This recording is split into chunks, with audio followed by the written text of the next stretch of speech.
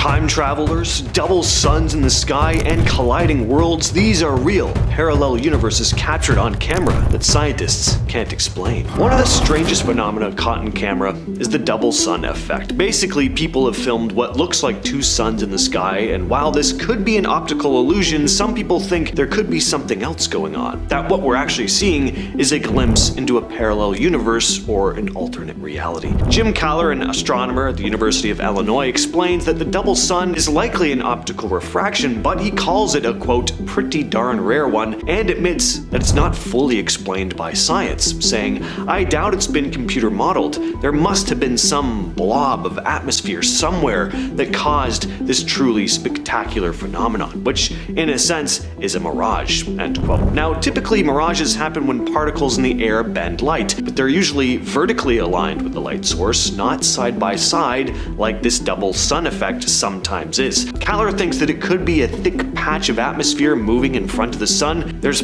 even a historical reference to this in a book called Light and Color in the Outdoors by Flemish astronomer Marcel Meniert. He describes double sun phenomena in such detail that it almost matches the modern sightings. He wrote, "So many other instances have been reported that there is no longer any doubt about observations of sun and mock suns being at exactly the same altitude." But even with all this, experts still aren't sure what exactly causes this effect. Grant Perry, an atmospheric scientist, said, "This is not a common optical phenomenon that we're seeing here. It's definitely one of those effects that leaves you wondering, could we be seeing something more than just an optical illusion?" Imagine for a minute, if you will, that you've just died in a freak accident. Suddenly you open your eyes and an entity is standing over you explaining that you're dead, but has given you the opportunity to travel back in time to a universe running parallel to your own in order to save yourself from dying. Of course, what I've just outlined here is complete fantasy, but many people have watched this video here and conjured up similar ideas and stories. In this CCTV footage, we see two men walking down the street at night. Two men who look pretty similar, mind you, both wearing dark clothing, both around the same height, same male pattern baldness. Now, the man trailing behind catches up to the dude in front and taps him on the shoulder just as a car passes, and then out of nowhere, this metal object swings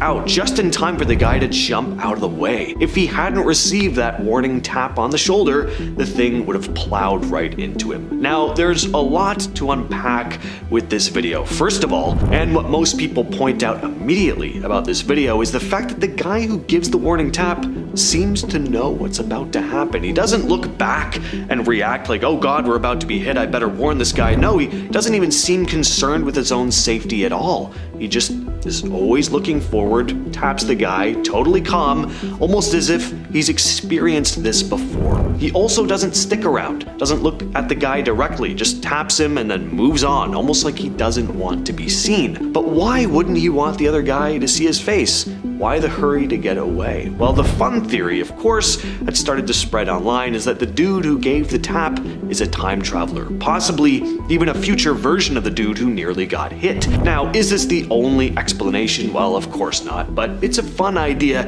and I think there's enough strangeness about this video that it's not easy to chalk up to mere coincidence. Even if there's nothing extraordinary about this video, it's pretty miraculous how this man was mere inches from death. The multiverse theory may actually have some observational science evidence behind it. Scientists at the European Space Agency Planck Orbital Observatory have been studying something called CMB, or cosmic microwave background radiation. This radiation is left over from the early super hot stages of our universe. Now, back in 2010, a team from the UK, Canada, and the US discovered 4 strange circular patterns in the CMB. It's not clear what these patterns mean, but one cool idea is that they could be the result of our universe bumping into another one. In 2015, another scientist at the European Space Agency, Rand Ramchari, made a similar discovery. He took a model of the CMB and removed everything we know, like stars, gas, and dust, and expected the image to be pretty much blank. But when he did that,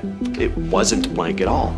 Chari found areas of the sky that were 4,500 times brighter than they should have been. His theory? Those light patches could be imprints from a collision between our universe and another one. Notice anything strange about this next clip? Yeah, where the hell did that dog come from? So this video comes out of Chile. It was posted to YouTube back in 2015. What I like about this one is that there's a very good reason for someone to be filming the road. There's a street race happening. Sometimes I watch, supposed real ghost or cryptid footage, and I'm like, alright, but why did they have their camera out in the first place? Anyway, this one looks pretty convincing to me, but what do you all think? Let us know down in the comments. This is the last known footage of a man named Stephen Kocher. Back in 2009, Stephen was living in Salt Lake City, Utah. He'd quit his job and moved down south to St. George, hoping to start fresh, but things weren't exactly going great. He couldn't find steady work, money was tight, and life was just kinda stuck in neutral. Then out of nowhere on December 12th, he up and left town.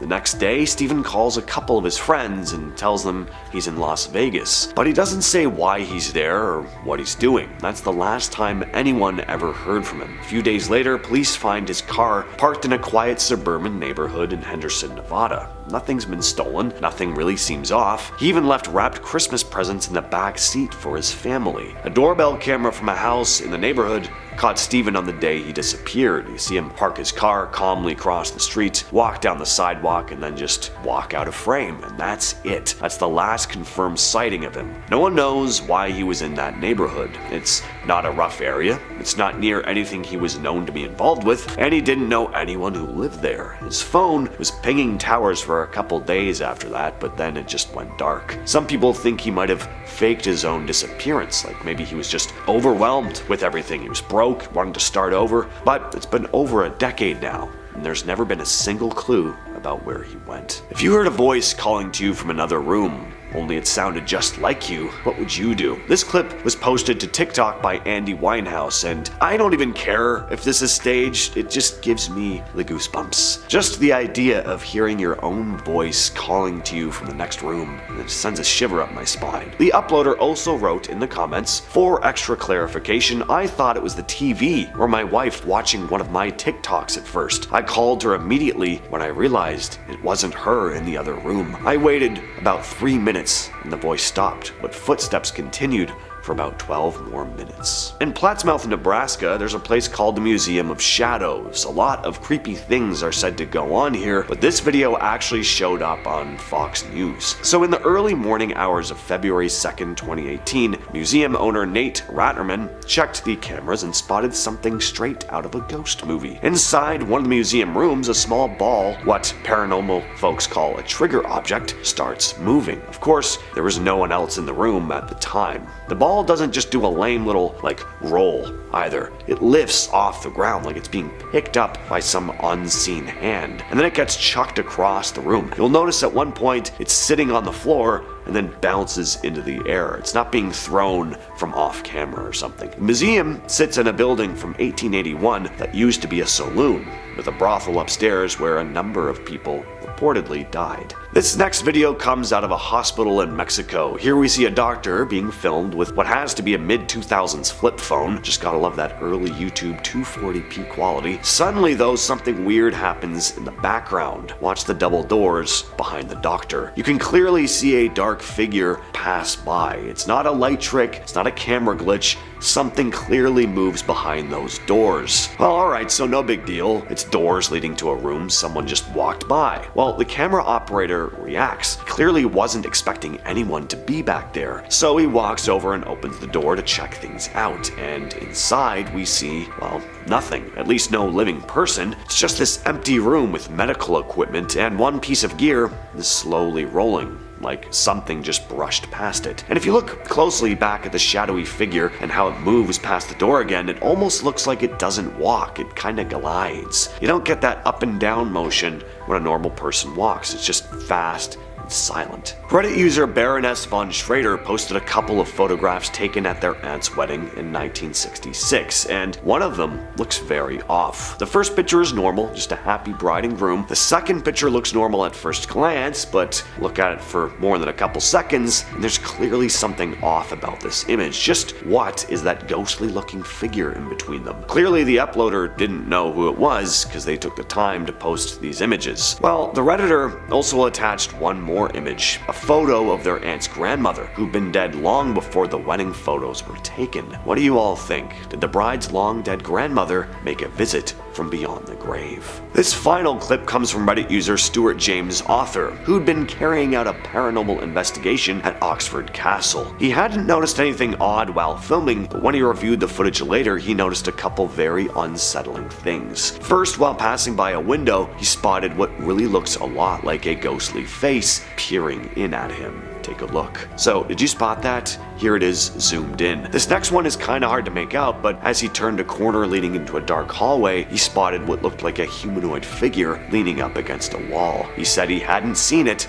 when he was filming initially. This first video showed up on a news segment in the Philippines back in 2003. So a basketball coach was filming one of his training sessions, just a normal day with the kids out on the court. Everything seemed fine, it was sunny, no drama. But when he got home and started reviewing the footage, he spotted something weird. In the background, across the street, a kid suddenly runs by. Now, why would this catch his attention? Well, the coach didn't recognize the kid at all. In fact, he didn't even see him there while he was filming that day. It was like the boy had just materialized into the video. He rewound the clip again and was totally creeped out. Alright, maybe he was just freaking himself out. Maybe the kids had seen this mysterious kid. Well, he had all his basketball kids watch the video too, and they all freaked out. None of them had seen the mystery kid either. And on top of that, they started telling him about how they'd had this strange feeling that day. Some of them even mentioned feeling cold chills during the practice, which made no sense because it was hot out. It was summer, it's the Philippines. Wanting answers, the coach had the video checked by a professional editor. After examining the footage, the expert confirmed the mystery figure was definitely there. There were no signs of tampering and no digital tricks. What you're looking at here is security footage captured inside a church in Texas. The identity of this person is still unknown. On April 18th, 2016, 45-year-old fitness instructor Missy Bevers was found dead inside the Creekside Church of Christ in Midlothian, Texas. She'd gone in early, around 4 a.m. to set up for one of her boot camp classes. By 5 a.m., a student arrived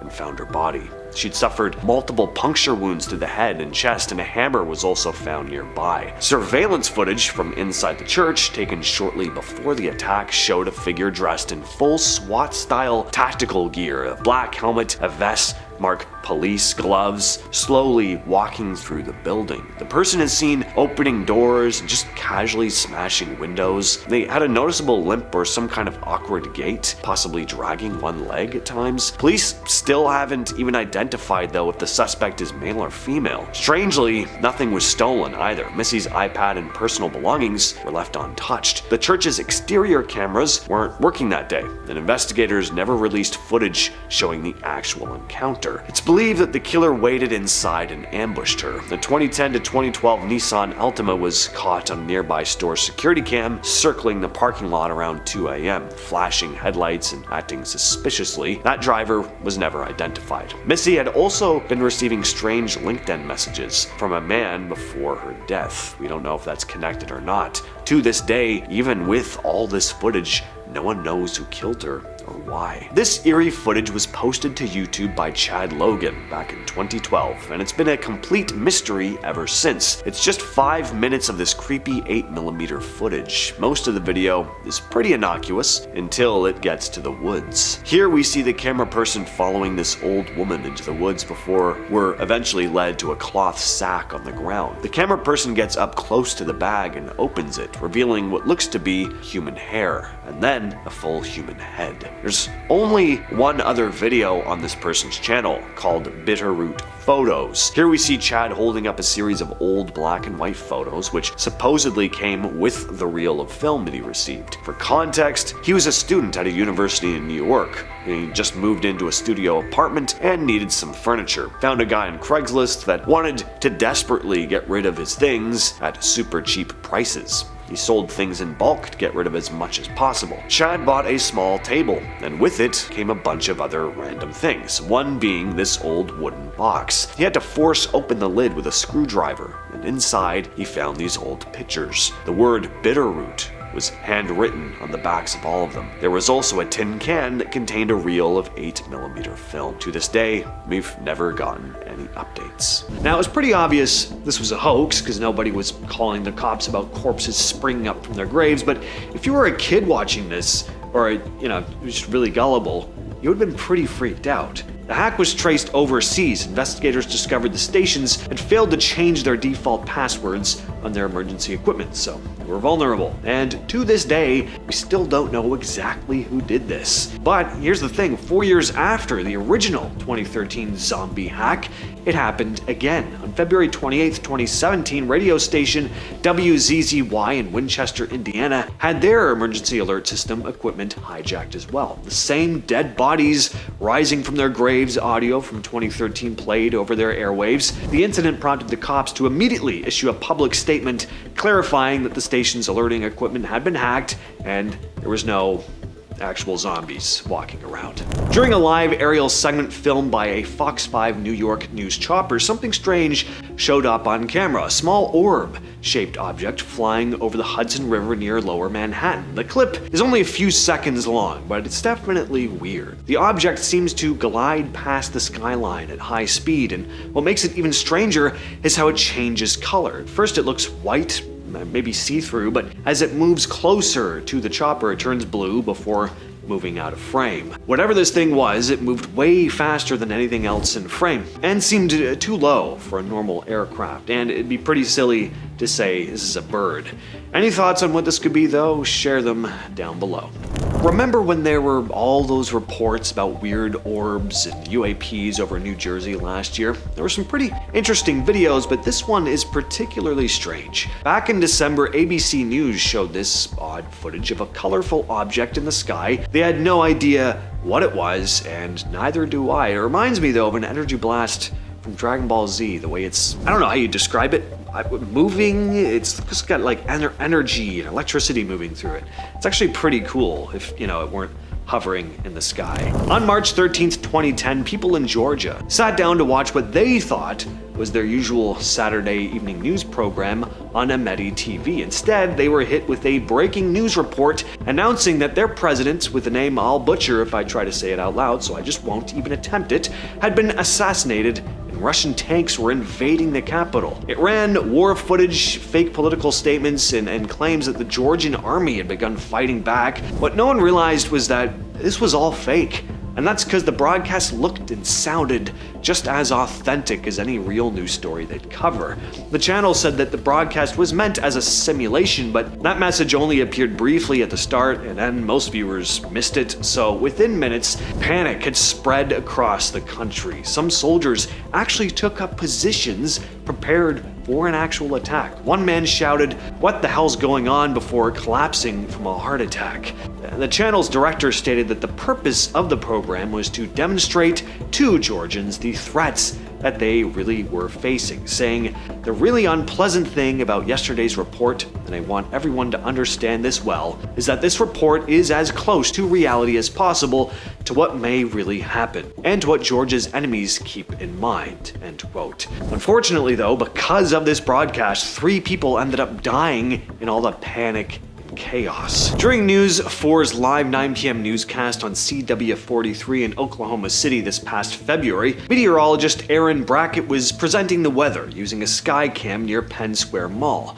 Pointing northwest when something unusual caught his eye. I start seeing this odd object, and it's flying faster, moving faster than anything I've really observed out there, Brackett said. The bright, fast-moving object zipped across the night sky on the live feed. Chopper 4 pilot Mason Dunn analyzed the footage and said he was, quote, pretty confident this wasn't a plane or a helicopter. The light was moving unusually fast. In October 2024, WSAZ in Huntington, West Virginia shared video of a strange creature spotted in Ritter Park. A woman named Brittany Keller was driving to work early in the morning when she saw what she described as a strange-looking creature walking among a small group of deer. Curious, she stopped and filmed it. Whenever I stopped to take a better look, I realized that it was something I'd never seen before, she told the news. It's a strange video. I mean, clearly this is not a deer. When Keller posted the video online, people started guessing what it could be. Some thought it looked like a lemur. Of course, though, lemurs only live in Madagascar, more than 9,000 miles away. Others joked about it being something supernatural, but one local expert, Andy McKee, told WSAZ that it, quote, looks more like a fox with mange. Mange is a skin disease, of course, caused by mites that make animals lose fur and develop scabs, giving them that odd, almost alien-like look. But some people also said this could be an escaped coati, which apparently some people keep as pets. Hopefully that's not the case though, because this thing looks very thin. If it were a coati, it'd be a malnourished one for sure. During a live call-in show on an Islamic TV channel, things were going as usual, people phoning in to ask questions, get advice. Then a woman calls, saying she believes someone had cursed her with black magic and that a jinn had possessed her. In Islamic belief, jinn are spirits that exist alongside humans, sometimes good, sometimes not. She said she'd been praying non-stop to fight the thing off, but nothing seemed to be working. At first she sounded shaken, but still in control, at least she sounded like herself. But then, about a minute into the call, her voice changed. She starts making these low, inhuman growling noises. Then she suddenly breaks into this loud, unhinged laughter. Whether she was actually possessed or, just in some kind of mental distress or faking it, nobody really knows, but it is a spooky clip. In the summer of 2014, CNN covered a story out of Norwalk, California, a suburb just 25 miles from downtown Los Angeles. Security footage taken just before 4 a.m.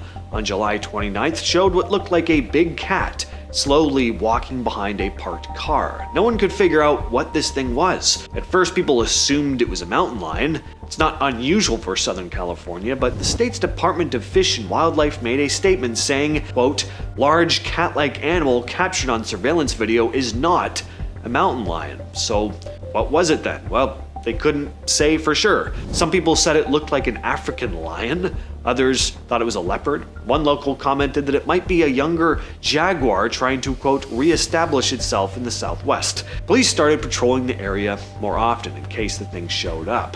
While Norwalk's Facebook page just filled up with comments, one sums the situation up pretty well. I don't know what's scarier, that it was a mountain lion or that officials still can't identify it.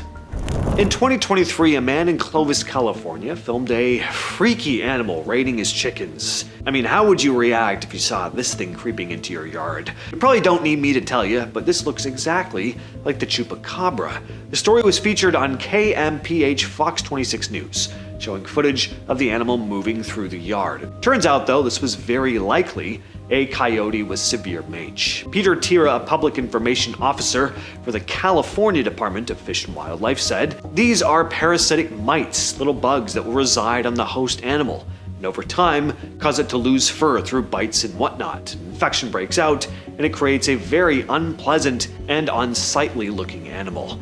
According to the Department of Fish and Wildlife, this coyote appears to have a weakened immune system, which allowed the mange to spread across its entire body. Crystal Woodward, founder of Pinky Paws Search and Rescue, said her team was planning to capture and treat the coyote. Woodward's group has treated other mangy coyotes before and said, I believe every animal has a chance to live and should not be suffering like that.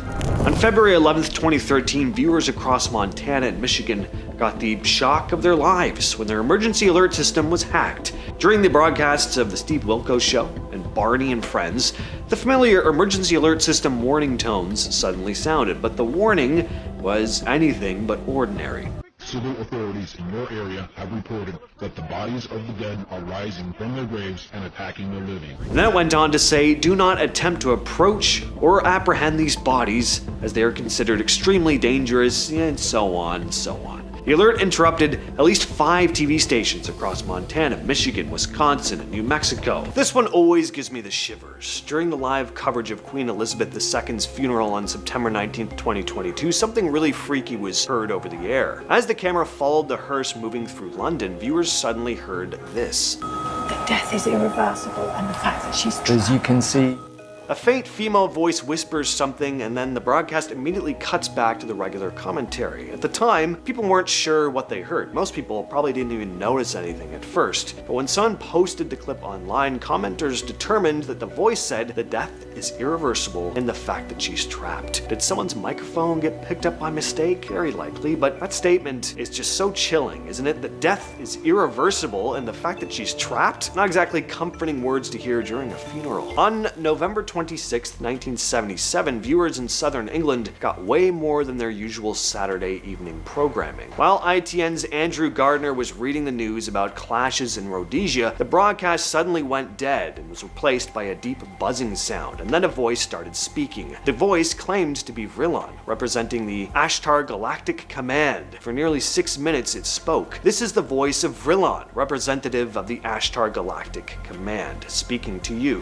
For many years you have seen us as lights in the skies. We come to warn you of the destiny of your race and your world. It went on to urge humans to remove their weapons, live in peace, and prepare for a great awakening as the planet entered the new age of Aquarius. At one point it warned there are many false prophets and guides at present operating on your world. They will suck your energy from you. Your inner divine self will protect you. And after 6 minutes, everything just went back to normal again. Investigators later found the hijack came through the Hannington transmitter, which rebroadcast an off-air signal from a nearby unauthorized transmitter. Apparently, someone with some serious skill had managed to override the signal. So even though this was a technical error, there were and still are a good number of people who actually do believe this message came from somewhere else. On August 5th, 2009, viewers tuning in to BBC Northeast's morning news saw something odd happening live on air. Anchor Colin Briggs was calmly reading the day's headlines, and behind him was a live webcam shot of the Millennium Bridge in Newcastle. Well, suddenly this bright white streak shot across the sky in the background. It wasn't falling down like a meteor would, it zipped upward, then vanished completely. Some started filming their TVs and uploading the clips to YouTube, convinced they'd just seen a UFO on live news. Others said it had to be a bird, maybe a toy plane, but the way it moved didn't really match either. Even Nick Pope, who used to investigate UFO reports from the UK Ministry of Defence, said the footage didn't look like a bird and that the movement was, quote, genuinely strange. The BBC later did a short follow-up asking viewers what they thought, but they never gave any real explanation. All these years later, nobody's managed to figure out exactly what flashed across the sky that morning. In 1971, NBC aired a segment that really shocked viewers, a real-life exorcism. At the time, most people didn't even know what an exorcism was. The 6-minute piece followed Edwin and Marcia Becker, a Chicago couple who claimed their house was haunted. Reporter Carol Simpson introduced the story, letting the Beckers describe the strange things happening at home. After the Catholic Church declined to get involved, the couple turned to the Independent Spiritualist Church in Chicago. The exorcism was led by Reverend William Darrell Davis and medium Joseph DeLuise. Everyone in the house, including the news crew, had to wear crucifixes for protection. At one point, DeLuise went into a trance and claimed to channel the voice of a spirit, an old woman speaking through him. While the ritual went on, a strong gust of wind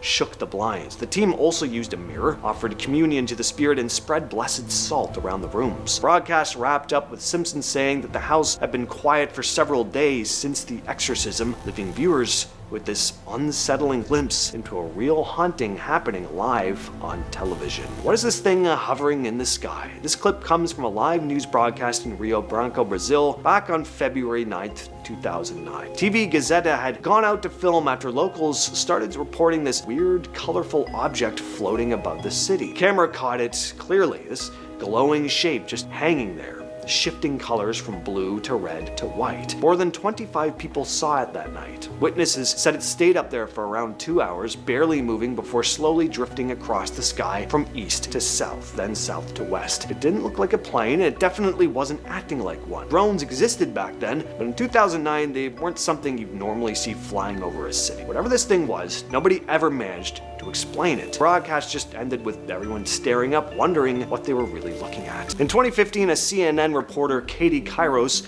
and her cameraman went to a house in Hanover, Pennsylvania to film a segment about a woman named Deanna Simpson who said her home was haunted. Deanna claimed she'd been living with spirits for 7 years, and they weren't the friendly kind. She told the crew the ghosts had attacked her, her husband, and their pets, and that she'd heard voices and screaming at night. But it wasn't just what Deanna was describing that was creepy. Stuff started happening on camera. Cameraman Nick Petrillo suddenly felt something burning his hand, and when he looked down, there were these fresh scratches on his wrist. Deanna didn't seem surprised either. It's because you're telling the story. They don't want it out there. That's their way of warning, she said, before sprinkling holy water on him. Kairos later said she also felt something touch and pinch her during the filming. The crew caught orbs on camera and watched a door slam shut after Deanna asked whatever it was there to show itself. Deanna told them she had recordings of voices like laughing children when no one else was home as well. And she said there were at least 5+ spirits living there. Some women here that are protecting me, but the majority are bad, dark forces, inhuman,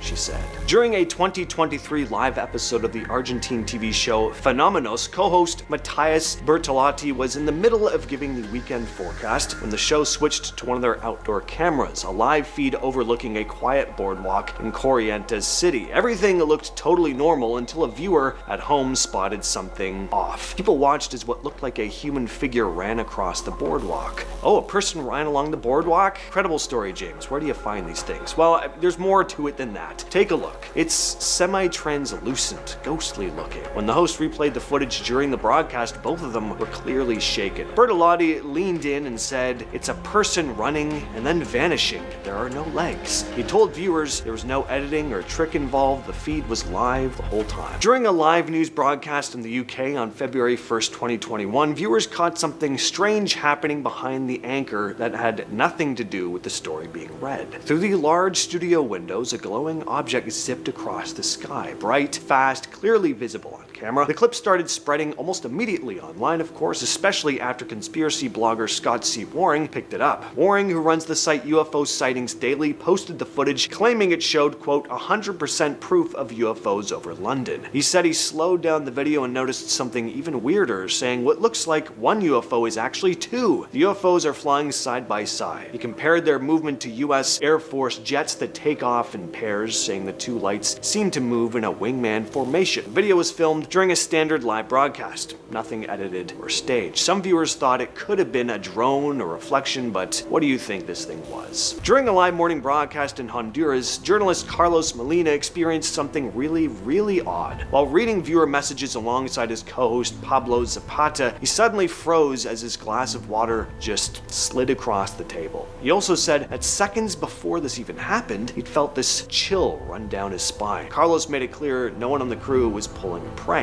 I felt something strange in my body. The action didn't just demonstrate itself in the glass, but in me as well. What I felt was a supernatural phenomenon, a chill throughout my body before the glass moved, he said. The table was also flat, and apparently there were no strings or wires, and it all happened live on air. During a live feed from the International Space Station on January 5th, 2020, viewers watching NASA's stream noticed something strange drifting across the blackness of space. The camera showed what looked like a glowing object, faint but clearly moving during a broadcast that was supposed to be all about a scheduled spacewalk by astronauts Jessica Meir and Christina Koch. The clip was later shared on the YouTube channel Spacelink TV, and it shows a light gliding upward in the distance before slowly fading out of view. Researcher Thomas Mike Jensen was the first one to analyze it. At first he thought it might just be a lens reflection or a sun flare, but after studying the movement frame by frame, Jensen wasn't so sure. It was moving slowly, and it is far from the Earth. You can see it moving out of the picture, he said, pointing out that reflections don't usually pulsate or travel like that either. The light looked like it was moving independently. It didn't look like glare. No one ever confirmed what it actually was, and NASA never issued a statement about it. This next one comes from a 2017 episode of the British talk show show this morning, featuring a couple and their possessed doll. The chair it sat on started to rock on its own several times throughout the interview. That chair's beginning to rock. Rocking. Look at that. Who's doing that? Stop it. The owner said that she and her husband had been walking by an antique store when they spotted a few old-looking dolls. The couple decided to buy a few of them because they were cheap and figured they might be able to flip them for more. Well, as soon as the dolls came home with them, strange things started to happen. They had one doll, the one they brought to the TV studio, sitting on the dresser in their room. Well, one morning the husband got up, hopped in the shower, and then suddenly felt this burning sensation on his leg. And I looked down and there was a lot of scratches all over my knee. They put the doll in their shed inside a plastic bin. Well, a couple days later, the wife went in and opened the bin, only to find that somehow the doll's necklace had been removed, even though it had been wrapped up tightly on the doll initially. And that night she woke up at 2 a.m. hearing this whooshing noise moving past the bed, almost like the rustling of clothing, or more specifically, a dress. There was nothing there. They ended up selling the doll. Did Pope Francis vanish into thin air on live TV? This was filmed back in April of 2020. The Pope showed up at the window above St. Peter's Square to bless people affected by the pandemic. Then he turned around and walked back inside, only before he was out of camera range, he suddenly just vanishes. You don't see him slowly disappear into the shadows. He's just there 1 second, then he's not. It's pretty bizarre. It's hard to find the original news segment online too, because it was taken down for some reason. In 2010, a Jamaican news station covered a story about a boy who claimed that he was being haunted by a duppy, basically a ghost. And the news team captured two strange incidents on camera. First, the boy is sitting in a chair talking about the strange experiences when all of a sudden he flies backward, as if something is pulling him. Then later in the segment, the boy claims to see the spirit standing close by watching him, and then he gets pulled again. At least that's what it looks like. Now, notice how one of his legs is in the air as he continues to move backward. And then when his mom grabs him, his legs like flip around like they're being grabbed at by someone, only we can't actually see anyone. It could be faked, but it is a damn good performance by this kid if it is. Alright, so at first glance, this just looks like some streaker running around a soccer field. If you're watching casually, you might even laugh it off, but the longer you watch, the weirder this footage is. This figure shows up from multiple camera angles, dashing through the crowd and along the edge of the field, and nobody reacts, like at all. No one turns their head, no one flinches, it's like they don't even see it. Then you notice this thing doesn't look fully solid, it's kind of see-through. There's a moment where it looks like it passes right through a group of people. Plus, this person actually ends up on the field, and if you know anything about stadium security, you know the second someone who's not meant to be there steps foot on the grass, they're getting tackled and dragged off. But here, nothing happens. So in 1977, during a regular news broadcast in southern England, the audio suddenly cut out. The picture went all fuzzy, and there was this buzzing noise. Then a strange metallic voice cut in, claiming to be Vrillon from the Ashtar Galactic Command. And for nearly 6 minutes it delivered this bizarre message, warning humanity to stop fighting, destroy its weapons, and prepare for a great awakening. It also told viewers that they were being watched and guided by beings from other worlds. The station was completely unaware of what was going on until people started calling in. Engineers figured out someone had hijacked the signal by targeting a specific transmitter that rebroadcast signals from another tower, basically exploiting a weak point in the system. But even still, they never found out who actually did this. Whoever it was, though, needed some serious technical skill and equipment. People have analyzed every part of this message. Some say it was just a prank, others think it was someone who genuinely wanted to put this message out there, and then there are those who actually think this message was coming from somewhere up in space. I'd love to believe that, but I don't. Back in March of 2015, Coco 5 News in Oklahoma City was running a normal early morning traffic report. Nothing exciting, just the usual aerial feed from their Grand Casino Skycam out in Shawnee. But then, out of nowhere, this glowing white object zipped across the screen at lightning speed. It was super fast, too fast to be a plane, and the movement doesn't look like a drone either. The news anchors didn't even notice it live. Viewers caught it first and started flooding the station with questions. To their credit, the news station didn't ignore it. They re-aired the footage and posted it online, asking the public to help figure out what it was. Problem is, nobody really could. It wasn't a meteor, those fall, they don't fly sideways at a steady height. It wasn't a bug on the lens either, the light shifts as it moves and you could see it behind distant clouds. It wasn't a military or commercial aircraft as far as anyone could tell, and it didn't match any scheduled flights. Despite being caught live on air and analyzed frame by frame, nobody's ever nailed down exactly what this thing was. Alright, this is an interesting one, because it's not what happened on TV that was the mysterious part, but what was going on with viewers while the broadcast was happening. So in 1992, the BBC aired a Halloween special called Ghost Watch. This was a fake documentary about a haunted house in North London. The thing is, most viewers didn't realize it was scripted. The show was presented like any other live broadcast, except the crew was investigating a poltergeist called Pipes. Viewers at home would catch glimpses of the ghostly figure of Pipes in the background of shots, and there would be weird audio glitches. On top of that, of course, the subject matter was just unsettling on its own. The atmosphere felt real. Too real, and as the broadcast went on, people started calling in to report their own paranormal experiences. Others were convinced that the show had invited an actual spirit into their homes. The BBC got tens of thousands of complaints. One girl reportedly entered a catatonic state after watching it. People were legitimately freaking out, even though the show had a brief disclaimer at the start. If you happened to tune in after it, you'd have no way of knowing that this was staged. The format fooled a lot of people, including some of the presenters who weren't even told everything that would happen. Scientists and psychologists later studied the public's reaction to the show, calling it a rare case of mass suggestion triggered by media. The show only aired once and the BBC banned it for a decade. In November of 2024, a local New York TV station was doing live helicopter coverage of traffic over the Hudson River. Same old stuff, until this strange glowing orb floats into the frame, hovering, changing color, then darting out of view. It starts out white and then turns blue and kind of semi-translucent before flying off. The anchor didn't react at the moment, but when the clip was shared online, people started talking about it. Some blamed lens flares, some guessed maybe it was a drone, others said a weather balloon, but the object didn't behave like any of those. It hovered, it changed color, then accelerated.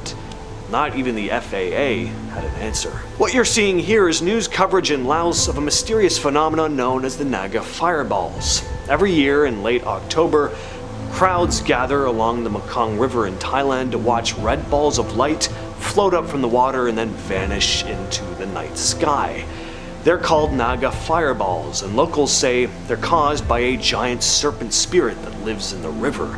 The orbs don't make any noise, they come out of nowhere and they rise fast, sometimes hundreds in one night. There's been a lot of debate about what's really going on here. A Thai documentary once claimed it was just tracer rounds being fired by soldiers across the river in Laos. Others have blamed flare guns or some kind of flammable gas bubbling up from the riverbed, like methane or phosphine, but none of those explanations totally hold up. The balls don't behave like flares, and scientists pointed out that the conditions needed for gas bubbles to ignite like that don't really line up. In 2021, during a strict curfew, officials made sure there were no people out with flares, and the fireballs still showed up. This footage was taken in downtown Milwaukee in 2018 during a live broadcast. The news anchors had no idea what they were looking at. Fireworks? Aliens? They joked. It's very strange. This doesn't even look like your typical UAP footage. These things aren't moving in any sort of recognizable pattern. They're just floating in every which direction. They almost look like ghosts zipping through the air than any artificial object. And there are so many of them. It's really cool, but if I saw this in person, I'd be pretty unsettled. What do you all think of this one? If someone could enlighten me as to what this could be, please share your thoughts down below.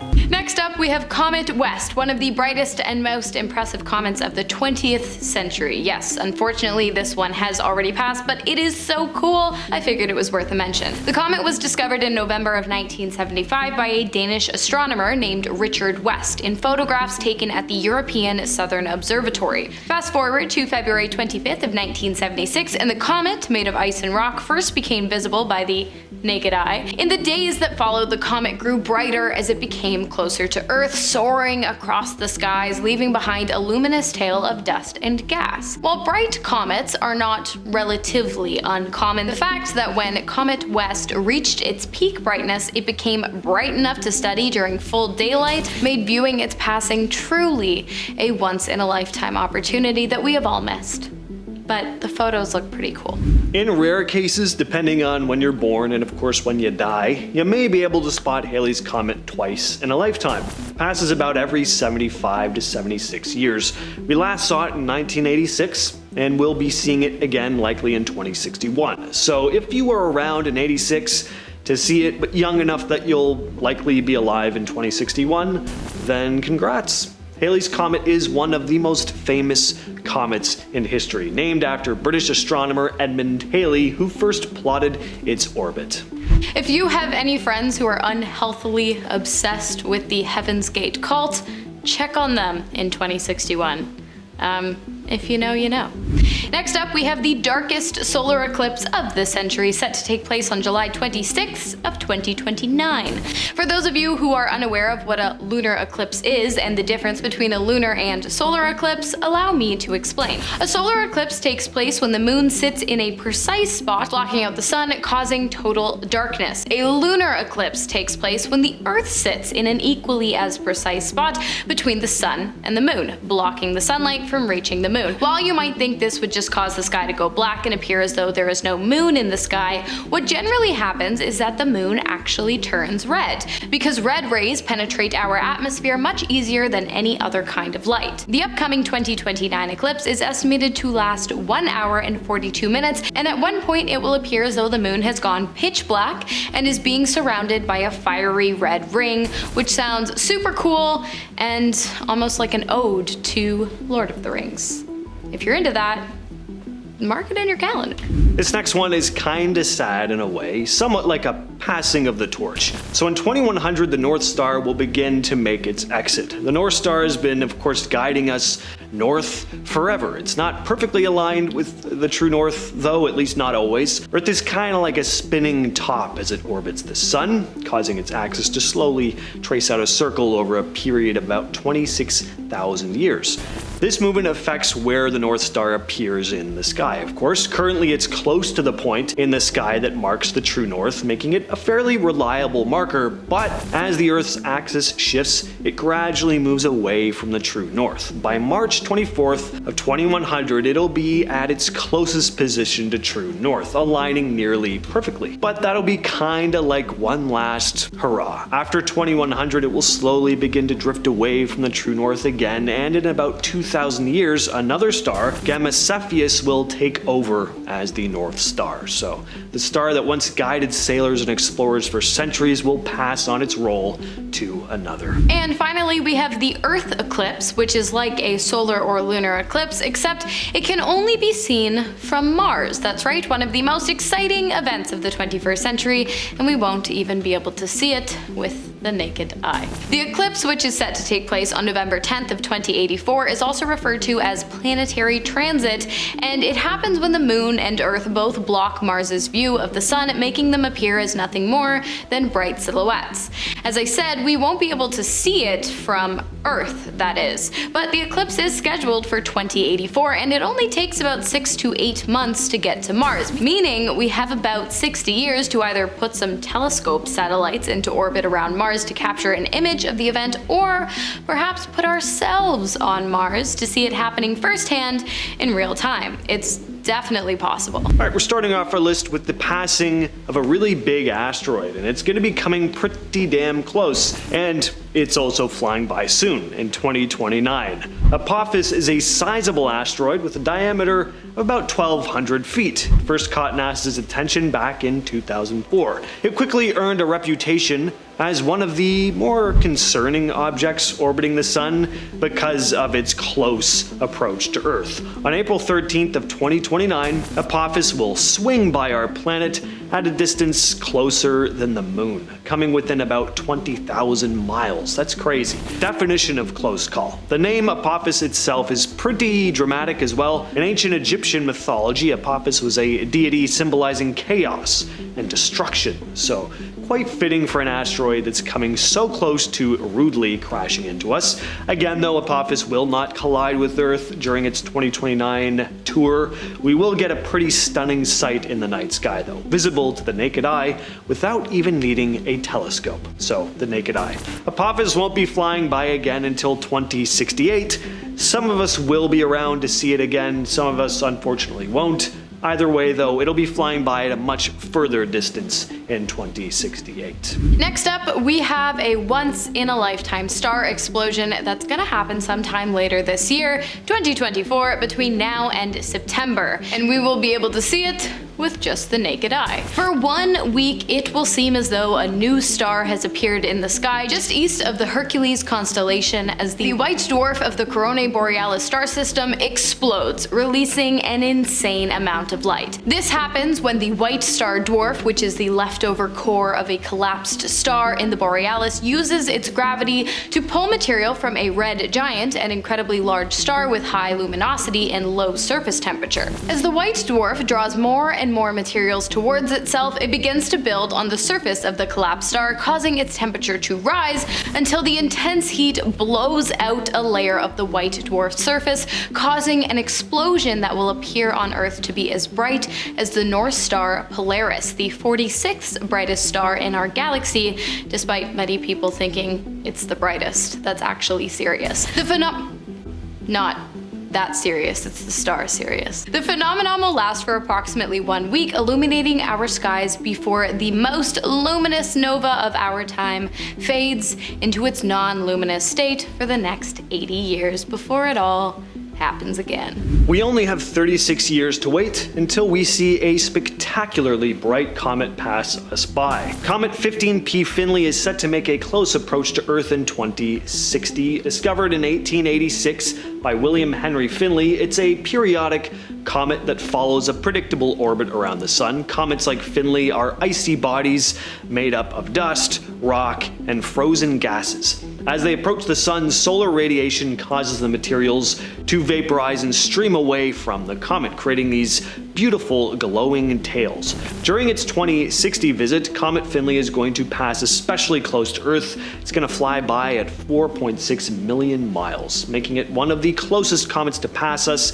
in the last 100 years. It'll be visible in the night sky, even with the naked eye. Next up, we have the brightest supermoon of the 21st century, set to take place on December 6th of 2052. The name supermoon was first introduced in 1979 when scientists noticed that at certain times the moon appeared to be much larger and much brighter than normal. It was then determined that the change in the moon's appearance was due to its orbit, which is not perfectly round, causing the moon's distance to the Earth to increase and decrease depending on where it is in its rotation. But there's something else. Because space is just a bit unstable, the closest and furthest distances are not always the same. And that's exactly what makes the December 2052 supermoon so rare and so special. It will be the closest to Earth the moon has ever been in this century, 17,000 miles closer to Earth than usual.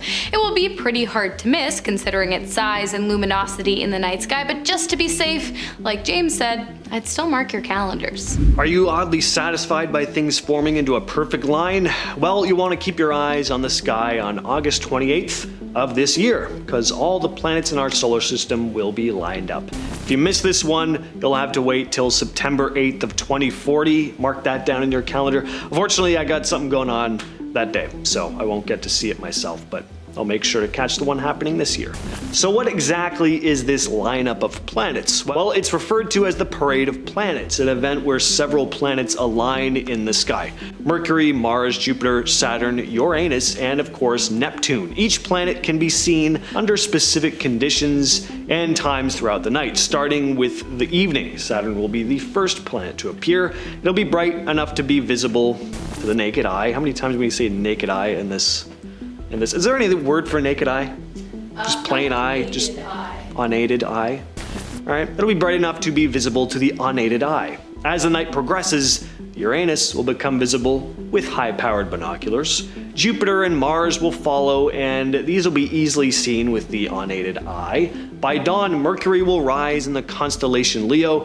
This will also be visible to your eyes without any equipment, but closer to the horizon, so it'll be harder to spot as the sun rises. In 2017, during a dive in the Caribbean, researchers encountered what looked like an underwater mirror. When their submersible got closer, they realized it was a layer of extremely dense water lying beneath the sea floor. This lake flipped the laws of physics on their head. The denser layer behaved like a ceiling. Fish approaching it turned away. When the submersible dipped into it, it was pushed back up as if it had hit a trampoline. Scientists called it a halocline, a natural barrier created by extreme salinity and temperature differences. But what shocked them most was what was trapped beneath. ROV cameras captured strange worm-like creatures clustered along the barrier, surviving in total isolation. It was an ecosystem completely sealed off from the rest of the ocean. No one knows how long these environments have been locked away or what else might be evolving beneath them. In 2020, a team exploring the Pacific sea floor stumbled on a bizarre microbial colony feeding on something unusual: iron and manganese nodules. These nodules take millions of years to form, but the microbes weren't just living on them. They were breaking them down and consuming the metals directly. This behavior shocked scientists. Metal-eating microbes can accelerate the decay of ships,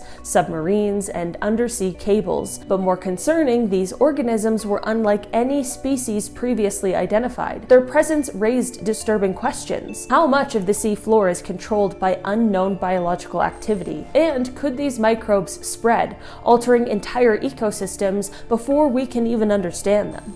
In 2019, researchers mapping the sea floor off the coast between Africa and Madagascar noticed something alarming. Instruments were picking up strange seismic activity that didn't match any known fault lines. When they sent sonar equipment down, they discovered a brand new underwater volcano rising from the sea floor. Over just 6 months, it grew to 800 meters tall, releasing massive plumes of superheated water and gas. What terrified scientists was the speed. Most volcanoes take centuries to form, and this one appeared seemingly overnight. The eruption caused tremors felt on land, and satellite images showed the seafloor bulging upwards. It's now considered one of the largest and fastest submarine eruptions ever recorded, and it raised a chilling question: how many other hidden volcanoes are growing in silence beneath the ocean? Deep in the Pacific, more than 4,000 meters down, scientists discovered a strange phenomenon they still can't fully explain. It's called the shadow zone, a massive stretch of water where nothing seems to move. No currents, no circulation, no mixing. When instruments were lowered into the zone, they detected old water trapped from thousands of years, completely cut off from the rest of the ocean. It's like a giant pocket of ancient water frozen in time.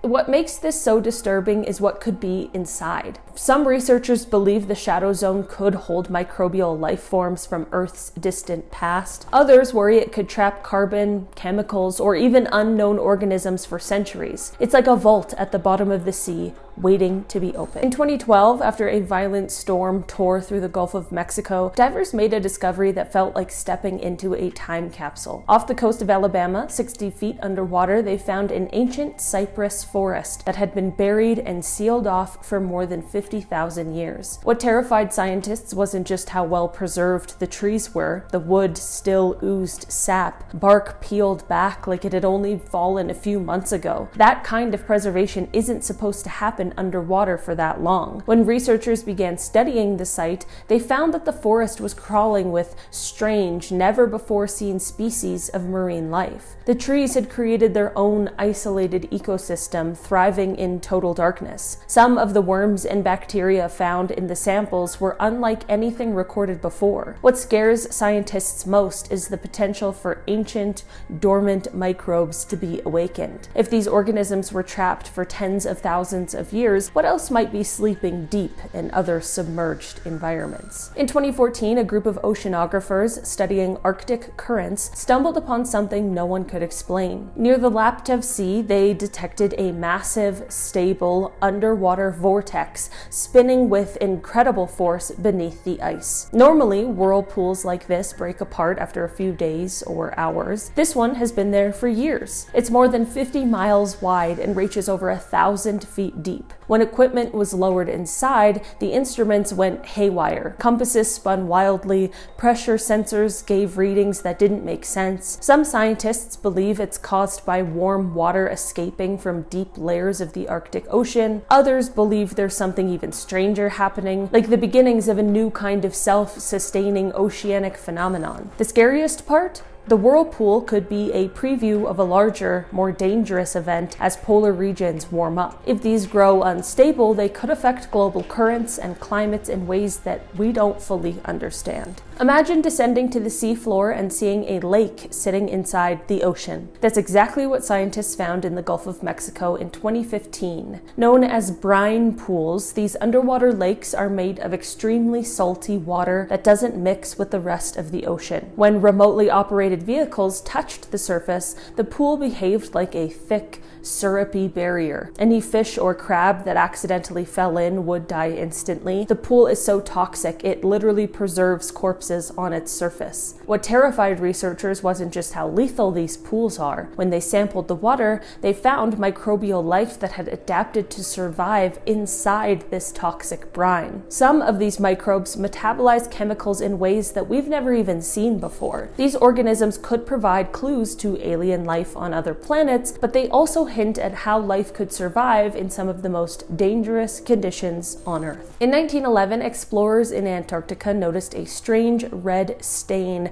spreading across the white ice near Taylor Glacier. It looked like blood seeping out of the glacier itself, and when scientists finally sent equipment down decades later, what they found was unsettling. The blood was actually highly iron-rich, salty water emerging from a subglacial lake trapped beneath the ice for nearly 2 million years. But what disturbed scientists most was what lived inside that water. Despite total darkness, crushing pressure, and no oxygen, the lake is home to a thriving ecosystem of microorganisms. These microbes have been evolving in isolation since before humans existed. They survived by metabolizing sulfur and iron instead of sunlight. Scientists realized that this isn't just a freak of nature. It proves that life can thrive in places once thought impossible. And if it can happen here, under a glacier, it can happen deep beneath the ocean floor, where we've barely even looked at all. In 2015, oceanographers using sonar mapping in the South Atlantic came across something so strange they thought it was a glitch. A perfectly circular black void, roughly 30 kilometers wide, was swallowing water and trapping everything around it. At first, they thought it was a current or eddy, but this thing behaved differently. It rotated steadily without dispersing, almost like a massive black hole in the ocean. Floating debris and plankton near it got pulled in and disappeared into its spinning center. This phenomenon, known as a coherent eddy, was eventually confirmed to trap water and objects for months without mixing with the surrounding sea. Scientists fear that these eddies could transport pollutants or even radioactive waste across oceans silently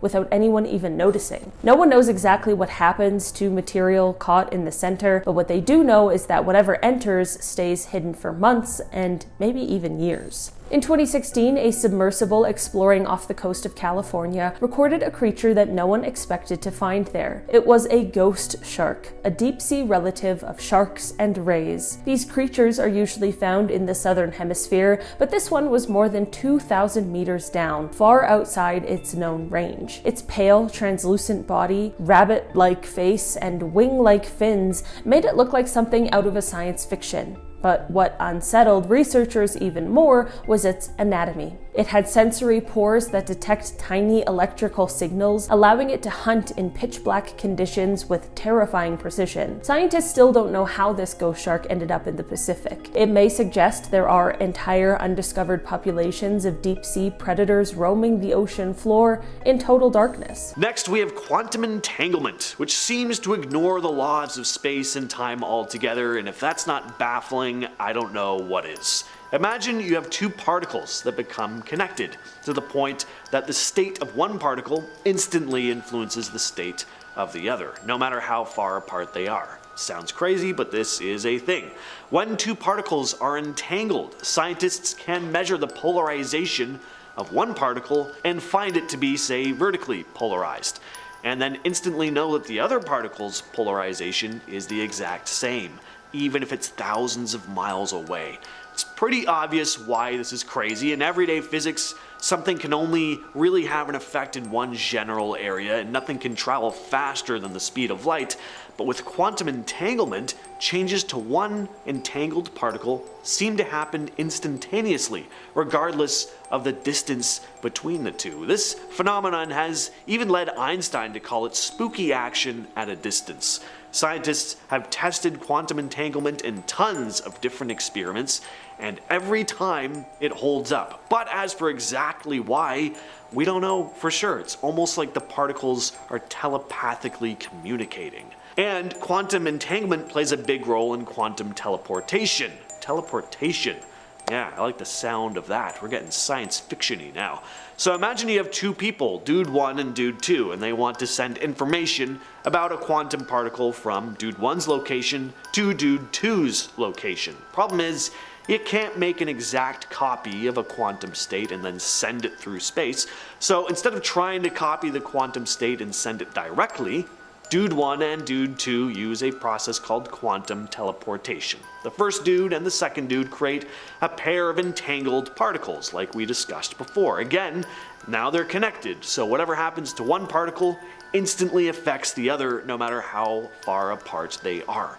Dude 1 then combines the particle he wants to teleport with his half of the entangled pair and performs a special measurement on both particles. This measurement changes the state of the entangled pair in a very specific way, depending on the state of the particle he wants to teleport. Next, he sends the results of the measurement to Dude 2 using regular communication, like a phone call or an email. This information doesn't actually contain the quantum state of the original particle. Instead, it's just some instructions for Dude 2 on what he needs to do next. Armed with the first guy's instructions now and half of the entangled pair, Dude 2 performs some operations on his entangled particle, transforming his particle into an exact copy of the original particle that Dude 1 wanted to teleport. Basically, Dude 2's particle takes on the state of the original particle as if it were magically transported from Dude 1's location. Alright, what exactly is responsible for gravity? Well, in quantum field theory, gravitons are the root cause, the carriers of the gravitational field. The thing is, they've never actually been observed. Gravitons have just been proposed by scientists to explain how gravity works on a very tiny scale, like inside atoms. In the world of tiny particles, everything seems to be controlled by these tiny particles called bosons. For example, photons are bosons that carry light. Scientists think that gravitons might be the bosons that carry gravity. The problem is, unlike light particles, gravitons, if they really do exist, must hardly interact with anything, making them super hard to detect. So even though we think they might be out there, we haven't found a way to prove it yet. But if we ever do catch a graviton, it could unlock a whole new understanding of how gravity works at even the smallest levels. Alright, another one of the biggest mysteries of modern science is dark matter. Dark matter is a substance that makes up a large percentage of the universe, but it doesn't emit, absorb, or reflect light, which makes it invisible. We only know that it exists because of the gravitational effects that it has on visible matter, stars and whatnot. Scientists have some ideas about what dark matter could be though. One leading theory is that it could consist of undiscovered particles that interact weakly with regular matter and light, hence the term dark. These particles don't form atoms like the ones we're familiar with, so they don't emit or reflect light. Dark matter plays a big role in the universe's structure and evolution. Its gravitational pull helps galaxies form and holds them together. Without dark matter, galaxies would just fly apart because of their rotational speeds. Dark energy is a term used to describe the unknown force that's thought to be responsible for the accelerated expansion of the universe. The story begins with observations made in 1998 that showed distant galaxies were moving away from us faster than expected. See, before, scientists thought the expansion of the universe would slow down over time because of the gravitational attraction between galaxies. But these observations showed quite the opposite, that the expansion just continues to speed up over time. To explain this accelerated expansion, scientists proposed the existence of dark energy. Unlike normal matter and energy, dark energy doesn't interact with light or other forms of electromagnetic radiation, which is why it's dark and difficult to detect directly. But what exactly is this dark energy? Well, that's still one of the biggest mysteries in physics. There are some theories that attempt to explain it, but none have been confirmed. And we finish off the list with black holes. Is there anything more mysterious in the universe than black holes? Probably, actually, given the vast size of it. But from what we've seen, these things take the #1 spot for biggest mystery, especially when we try to understand them using the rules of quantum mechanics. At the heart of a black hole, there's this tiny point called a singularity, where everything gets squished into an insanely dense point and then seems to just disappear. And this is where our understanding of physics kind of breaks down. Quantum mechanics tells us that information is never truly lost. All the quantum information about an object can't just disappear. One of the laws of physics states the total amount of quantum information in the universe must be conserved. But it certainly seems like anything that falls into a black hole is just lost forever. This contradiction is known as the black hole information paradox, and this is where tons of theories spring up about exactly what happens to things that get sucked into black holes. Does an object's quantum information just become part of the black hole and then it just kind of grows larger over time? Is there some kind of void that the objects just exist in somewhere in there? Do black holes act as wormholes, transporting things to other parts of the universe? We really don't know. One of the biggest mysteries scientists have about our universe is why there is more matter than antimatter. So first off, what is the difference between matter and antimatter? Well, matter is what everything around us is made of. Atoms, molecules, everything. Antimatter is essentially the opposite, with particles that have the same mass but opposite charge to their matter counterparts. Now, according to our current understanding of physics, when matter and antimatter come into contact, they annihilate each other. So if the universe had equal amounts of matter and antimatter when it began, they should have annihilated each other, leaving nothing behind. Thankfully though, that's not the case. We're surrounded by matter. We have stars and planets, entire galaxies. Me and you are made of matter. Antimatter is much more rare. Scientists find it in cosmic rays and particle accelerators.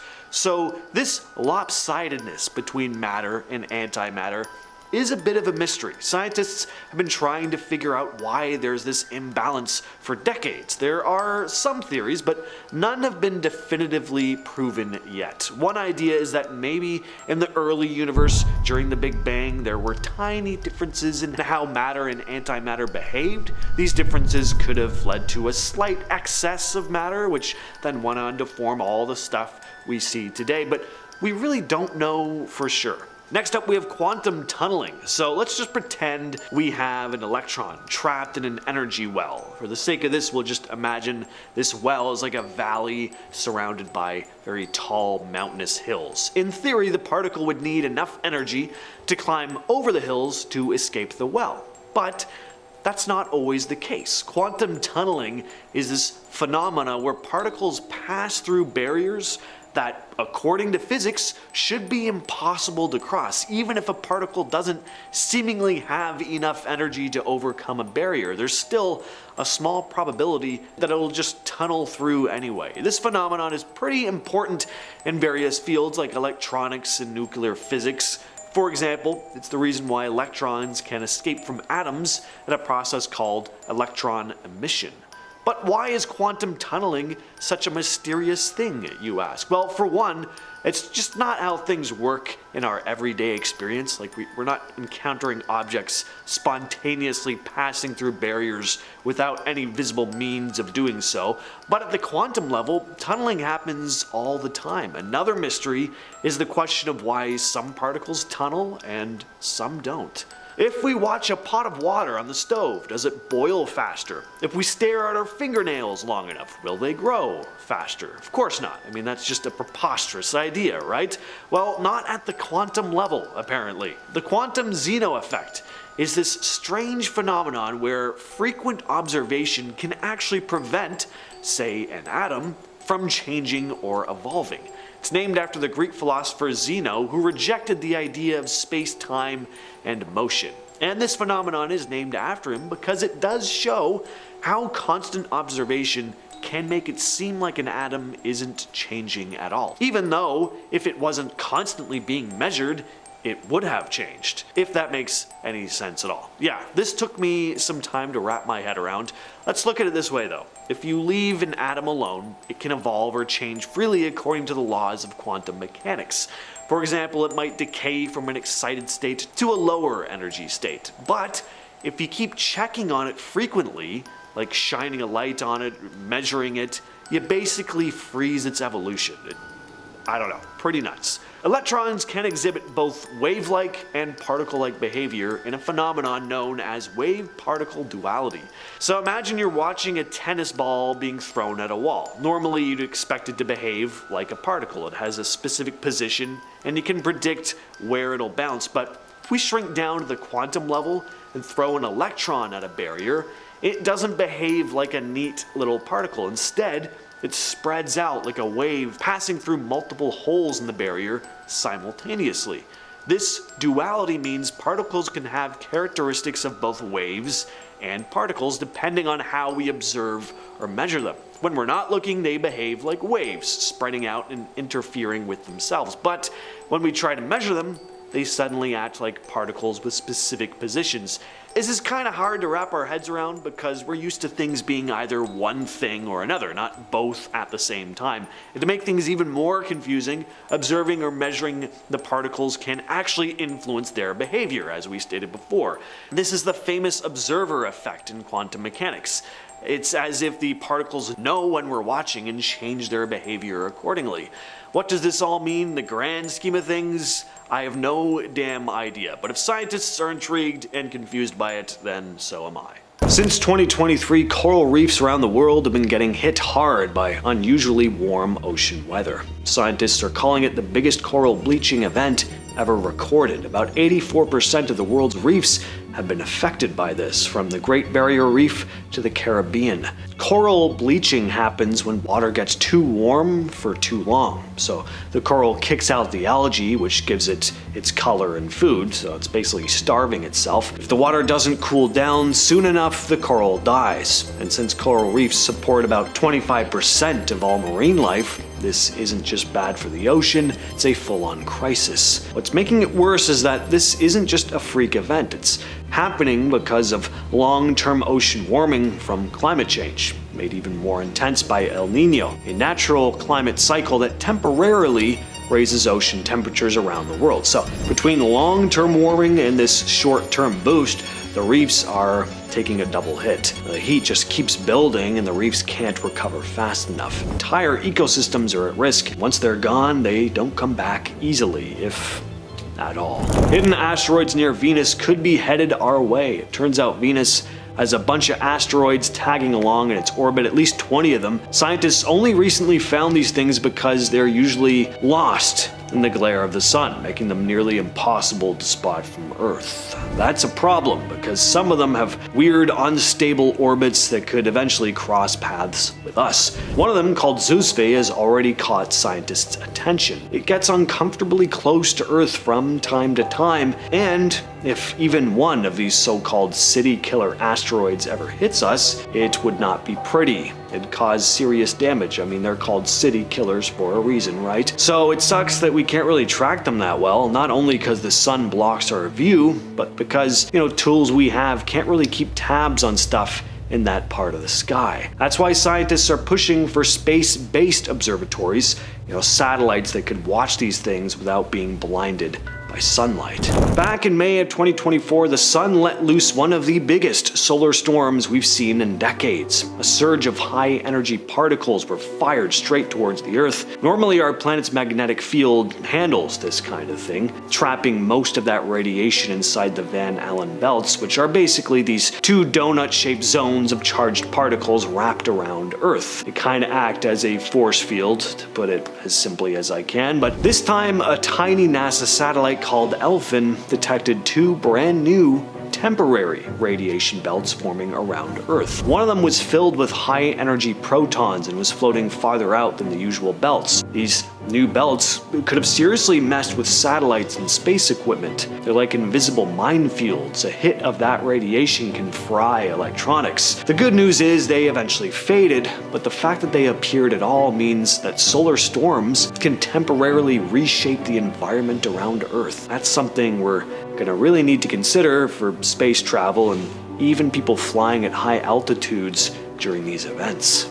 There's this glitch in Earth's magnetic field called the South Atlantic Anomaly. It's basically a weak spot in the planet's protective magnetic shield, and it floats over parts of South America and the South Atlantic Ocean. This thing isn't new, but over the past couple years, it's gotten bigger but weaker, and it started splitting into two separate zones. Scientists at NASA and ESA are keeping a close eye on it, but what's all the fuss about? Well, this magnetic field is what protects Earth from solar and cosmic radiation. When it thins out, more radiation makes it through. Satellites that pass over the anomaly get hit with extra particle bombardment, which has already caused data glitches and in some cases permanent damage. No one's exactly sure why it's happening, but one theory is that it has something to do with the movement of molten iron in Earth's outer core, the same stuff that creates the magnetic field in the first place. Some folks even wonder if it's a sign we're headed for a magnetic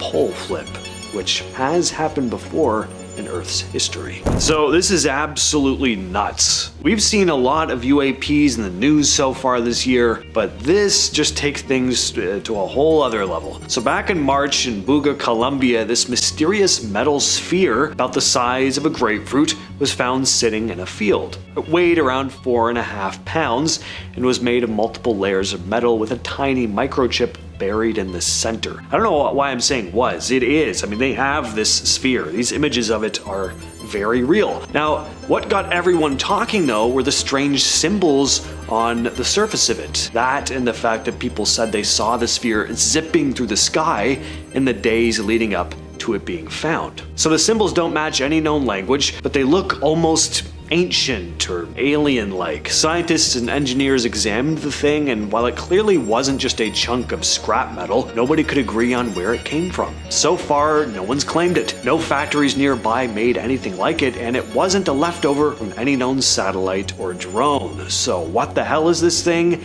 An alien probe? Some kind of lost technology? At this point, no one has any idea.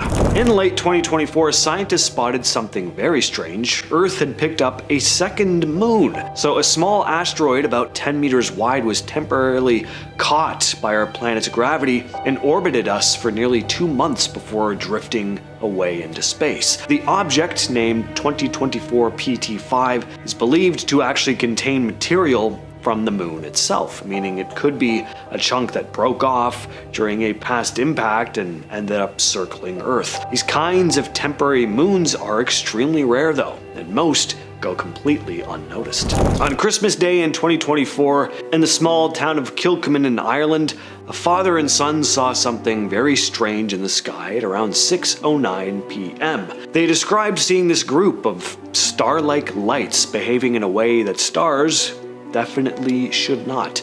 One of the witnesses told the press, "I noticed one of what I believed to be stars in the sky moving all of a sudden. I pointed it out to my dad and we began observing it. Then it stopped, dead in its tracks. Maybe 5 seconds later, more of these stars began moving. It was here we realized these weren't stars." So in total, they saw 4 to 5 of these white lights. They moved at speeds faster than a commercial airplane, over 1,000 kilometers per hour, and made no sound at all. The witness also added, "The one that stopped then began moving once again, and I counted 4 while my dad counted 5 of these white lights moving quickly across the sky until they vanished into thin air one by one. This left us very confused and scared." So far, they haven't reported the sighting to authorities, but they're thinking about contacting a group that looks into unidentified aerial phenomena. In May of 2024, Earth got hit by a series of major solar storms, the strongest we've seen in decades. Between May 7th and 11th, the sun fired off several huge solar flares and at least 7 coronal mass ejections. These are massive bursts of charged particles, and they were headed straight for Earth at insane speeds, up to 3 million miles per hour. That sounds so crazy saying it out loud. Well, what happened was a G5 level geomagnetic storm. G5 is apparently the highest possible rating. It caused some pretty unusual effects, like the northern lights being visible as far south as Texas and parts of southern Europe. GPS systems were acting up too, and farmers in the Midwest actually had trouble with their high-tech tractors because of it. There's a strange spot in the Indian Ocean where the sea level is about 100 meters lower than it should be. And no, it's not because of a hole in the ocean. It's a gravity anomaly, meaning gravity is a bit weaker there, so water doesn't pile up like it does in other areas. This spot is called the Indian Ocean Geoid Low, and it's been confusing scientists for years. But now researchers think it's caused by chunks of old seafloor that sank deep into the earth millions of years ago, combined with rising plumes of hotter, lighter rock. They've created a region with less mass under the surface, which means weaker gravity above it. It's a weird part of our planet. That's basically what I'm getting from this. In December of 2024, people in northern Vermont, upstate New York, and even Atlanta started spotting strange drone formations flying low over neighborhoods and back roads. These things had bright flashing lights, made almost no sound, and were flying in these coordinated patterns. What exactly were they? Where were they from? We still don't know. They don't look like your average hobby drones, though. Local police, the FAA, nor the military have taken responsibility. A drone expert named William Austin looked into it and apparently thinks most of these sightings were probably just people mistaking planes or regular drones for something more mysterious. But are you guys buying that? A lot of people are saying this could have been some sort of government testing, or obviously aliens. There's this strange light in the Pacific Ocean that Polynesian navigators have known about for hundreds and hundreds of years. They call it tilapia. It's described as a white flash or streak that shoots through the water, sometimes just under the surface, and somehow experienced sailors could follow it to find islands that were far beyond the horizon. Some people have called it underwater lightning. Others simply call it the flashing. But to this day, no one really knows what this light is. The first person to really bring tilapia to wider attention was David Lewis, who wrote a book called We the Navigators in 1972. He worked with traditional Polynesian sailors from remote islands who said tilapia could be seen up to 100 miles from land and always pointed in the direction of an island. Lewis described it as streaking, flickering, and darting, but never jagged like lightning. Later, a scientist named Marianne George, who studied tilapia alongside David Lewis, saw it for herself. She ruled out everything from glowing plankton to auroras to light reflections, basically every logical explanation. Back in the 1990s, NOAA's underwater microphones started picking up sounds that nobody could identify. Not whales, not ships, not earthquakes. These hydrophones were originally set up to track submarines during the Cold War, but once scientists started using using them for ocean research, they started catching all sorts of strange noises. One of the most famous of these mysterious sounds is what's been called the upsweep. It's this repeating pattern of long, rising tones like a siren slowly winding up. It was first recorded in 1991 across the Pacific. It's not constant, but shows up strongest in spring and fall. NOAA still doesn't know exactly where it's coming from.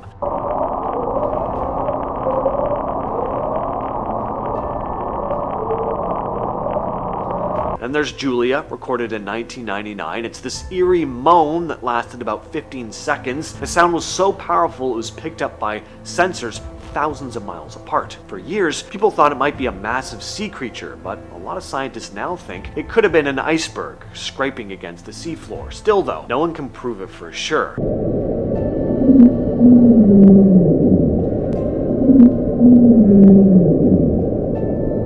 And then there's also the bloop. Recorded in 1997, it was loud enough to be detected by multiple hydrophones over 5,000 kilometers apart. This one had an organic quality about it that freaked a lot of researchers out.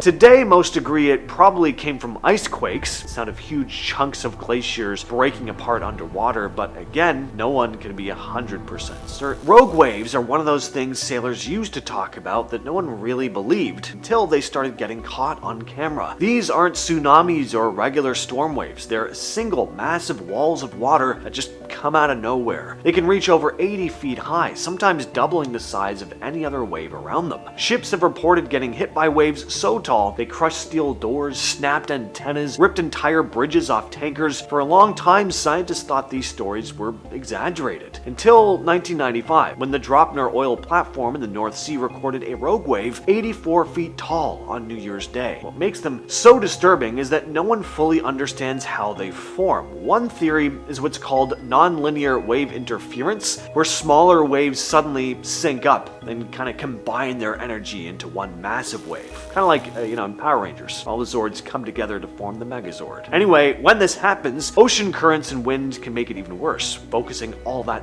power in one place. But even with today's technology, we still can't predict when one will happen. They seem to just appear, and when they do, it's too late to avoid them. The odds of one forming should be almost zero based on normal wave statistics, yet they keep showing up. Cargo ships, cruise liners, and research vessels have been hit by these things. Scientists just found something strange happening in one of the most important ocean systems on Earth, and they figured it out by studying clamshells. A team led by Beatriz Arellano Nava from the University of Exeter analyzed layers inside two species of North Atlantic clams, which basically record ocean conditions year by year, almost like tree rings. They found that the North Atlantic subpolar gyre, which is a massive swirl of ocean currents south of Greenland, has been acting weird for decades. It might be getting close to a breaking point. This swirl is part of a bigger system that moves warmer water up toward Europe, which is why the continent's winters are much milder than other places at the same latitude. But the clam data shows it's been acting weird since the 50s. According to Nava, the subpolar gyre was recently acknowledged as a tipping element, end quote. That means if it weakens too much, it could trigger, quote, more extreme weather events, particularly in Europe, and also changes in global precipitation patterns. The last time this system collapsed was during the 13th and 14th centuries, right before the Little Ice Age, when average temperatures dropped several degrees and rivers across Europe just froze solid. Scientists don't think that exact scenario will repeat, but it's still unsettling that the same kind of instability is showing up again. Next up, we have the strange phenomena of the Milky Sea. Sailors have talked about this phenomena for centuries. Entire stretches of the ocean glowing white, like someone just dumped a giant bucket of milk into the water. In 2006, a satellite image actually captured one south of Java that stretched for more than 9,000 square miles. Crews on passing ships described sailing through glowing water for hours, completely surrounded by light with no clear source. Scientists think that could be caused by bioluminescent bacteria that glow to attract fish and other sea life, but For reasons no one can fully understand, they sometimes all gather together across massive patches of ocean, all lighting up at once. And this can last for days, even weeks. So off the coast of Oregon, scientists came across something that they really weren't looking for. A strange underwater spring that seems to be leaking from deep inside one of the most dangerous earthquake zones on Earth. It's called Pythia's Oasis. And researchers from the University of Washington found it about 50 miles off Newport, Oregon, completely by accident. They're out on a research ship when their sonar picked up unexpected plumes rising from the seafloor. When they sent down a robot to check it out, they saw warm fluid shooting out of the ocean floor like a fire hose. Oceanographer Evan Solomon said he'd never seen anything like it before, and that, to his knowledge, no other scientist has either. The liquid was about 9 degrees Celsius or 16 degrees Fahrenheit, warmer than the surrounding water. Now, that might not sound like a whole lot, but it actually means it's coming from deep underground, around 2.5 miles down, right in the area where the Pacific Northeast's tectonic plates meet. The same spot that could one day unleash a massive earthquake. See, that liquid acts like a kind of lubricant between the tectonic plates. Solomon compared it to an air hockey table. When pressure is high, the plates can slip easily, but when fluid leaks out, friction starts to build up. There's a weird spot in the Indian Ocean where gravity is weaker than anywhere else on Earth. It's called the Indian Ocean Geoid Low, or sometimes just the gravity hole. It sits southwest of Sri Lanka, and if you could remove the ocean's tides and currents, the sea surface there would actually dip about 106 meters, that's over 300 feet, lower than normal. It was first found in 1948 by a Dutch scientist named Felix Andries Venning Menis, who was measuring gravity from a ship. Decades later, scientists still aren't totally sure what's causing it. A 2023 study used computer models and earthquake data found that when India split off from Africa millions of years ago, pieces of old ocean crust sank deep into the earth, while lighter, hotter rock rose up underneath. And that mix of heavy and light material could make gravity weaker in that area, but not everyone is convinced. Some scientists point out that this doesn't explain other weird gravity spots near Africa. So for now, this massive dip in Earth's gravity field is still one of the planet's biggest unsolved mysteries. And finally, in 2011, a Swedish dive team called Ocean X picked up something strange on sonar while searching for shipwrecks in the Baltic Sea. A perfectly circular object, about 200 feet wide, sitting 300 feet below the surface. The sonar showed clean geometric lines and what looked like almost a stair-type formation leading up one side. Team member Peter Lindbergh said the shape had straight edges and right angles, and that it didn't look like any natural rock he'd seen before. When they returned with an underwater robot, they said the surrounding seafloor even looked like a, quote, runway leading up to the object. Samples they collected were sent to scientists, and while most said they appeared to be natural rock, others did admit that something about this thing didn't add up. Marine archaeologist Goran Ekberg said, a natural geological formation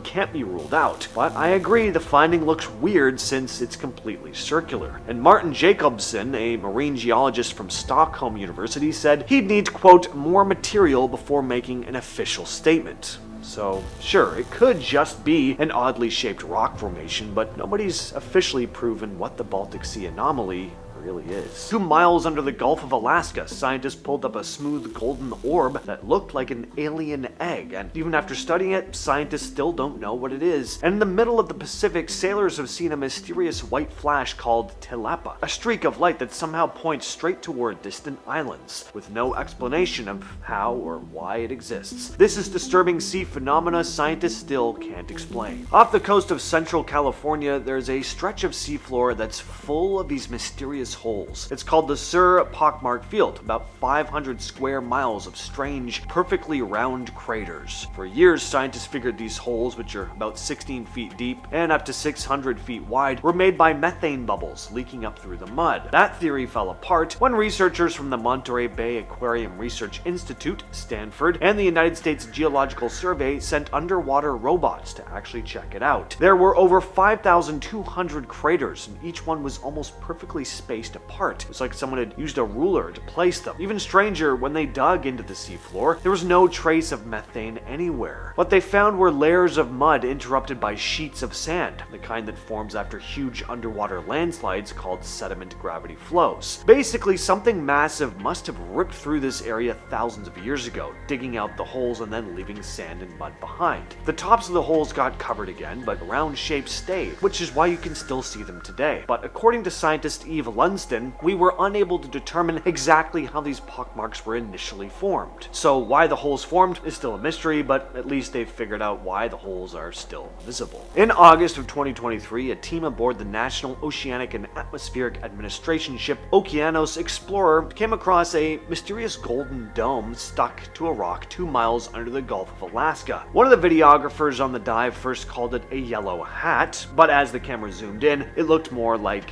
an egg, a perfect little sphere about 4 inches wide, with a smaller tear near the bottom showing the same golden color inside. The crew had no idea what they were looking at. Some guessed it was a, quote, dead sponge attachment. Others thought coral, maybe an egg casing. Nobody could say for sure. They collected it using a suction tool on their underwater robot, and when the video went public, it blew up online. The news started calling it the Golden Orb. NOAA's Sam Candio said they know it's, quote, biological in origin, but that's about it. On January 3rd, 2007, people in Australia were watching Mayday Head-On Collision, a documentary about air travel disasters, when something very weird happened. In the middle of the broadcast on Channel 7, the original audio suddenly cut out and was replaced with a looping clip from an old news story about a Halliburton convoy ambush. Lord. Jesus Christ, help us all, Lord. Jesus Christ, help us all, Lord. The audio was just a truck driver named Preston Wheeler screaming, "Jesus Christ, help us all, Lord," over and over. The audio kept repeating that same line for 5 solid minutes while the visuals from the documentary kept playing. Nobody knew how this happened. One viewer said he kept calling the station while it was happening, but no one answered the phones. There was no follow-up, no investigation. Channel 7 just brushed it off and moved on. This one is very eerie though. On October 2nd, 2014, Colette Provencher was delivering a live weather report on TVA News from the rooftop of the network's building in Montreal. As she talked, a bright green orb floated across the sky behind her. She didn't notice anything at the time, but viewers definitely did. The footage spread online and people started arguing about what the glowing object actually was. Some said it was just a meteor. Others pointed out that the object looked way too big and wasn't moving like a typical shooting star. It also seemed to slow down mid-flight, which doesn't make sense for a meteor. The orb stayed visible for several seconds and didn't burn out like you'd expect. What are we looking at here? Good question. This clip was posted to Reddit by user Steve90,000, who wrote that on December 13th, 2024 at 5 p.m., ABC News caught an orb on video when in New Jersey investigating the drone situation. At the time, tons of people were spotting UAPs over the state. So what you're looking at here is just one of them. As for what it actually was, we still don't know. On April 27th, 1986, HBO viewers were watching The Falcon and the Snowman when their screens suddenly cut to black, and for about 5 minutes, a message appeared in bright white text on a color test pattern that read, "Good evening, HBO, from Captain Midnight.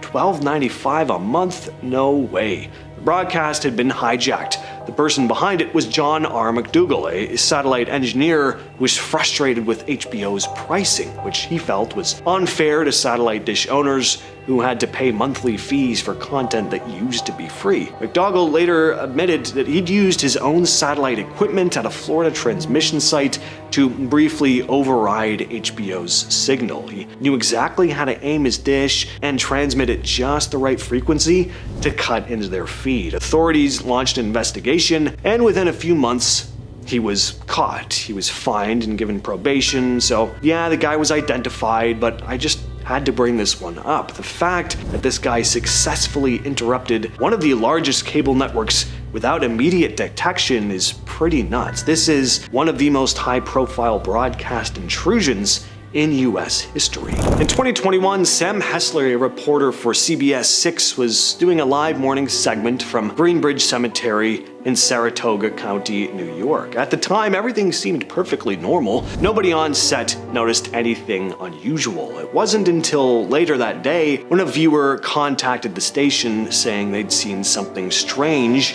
walking behind her during the broadcast. When the news team went back to review the footage, they spotted it too. Some sort of figure crossing the background. It almost looked like it appeared out of nowhere and disappeared just as quickly. The clip got passed around and people slowed it down to try and figure out what it was. In the slowed version, you can clearly see a shadowy form moving across the screen. Now, Green Ridge Cemetery already has a bit of a spooky reputation. There have been stories of eerie things there over the years. You can imagine the details. Nothing super out of the ordinary for a cemetery. But to have something captured on live television like this, that hits a little different.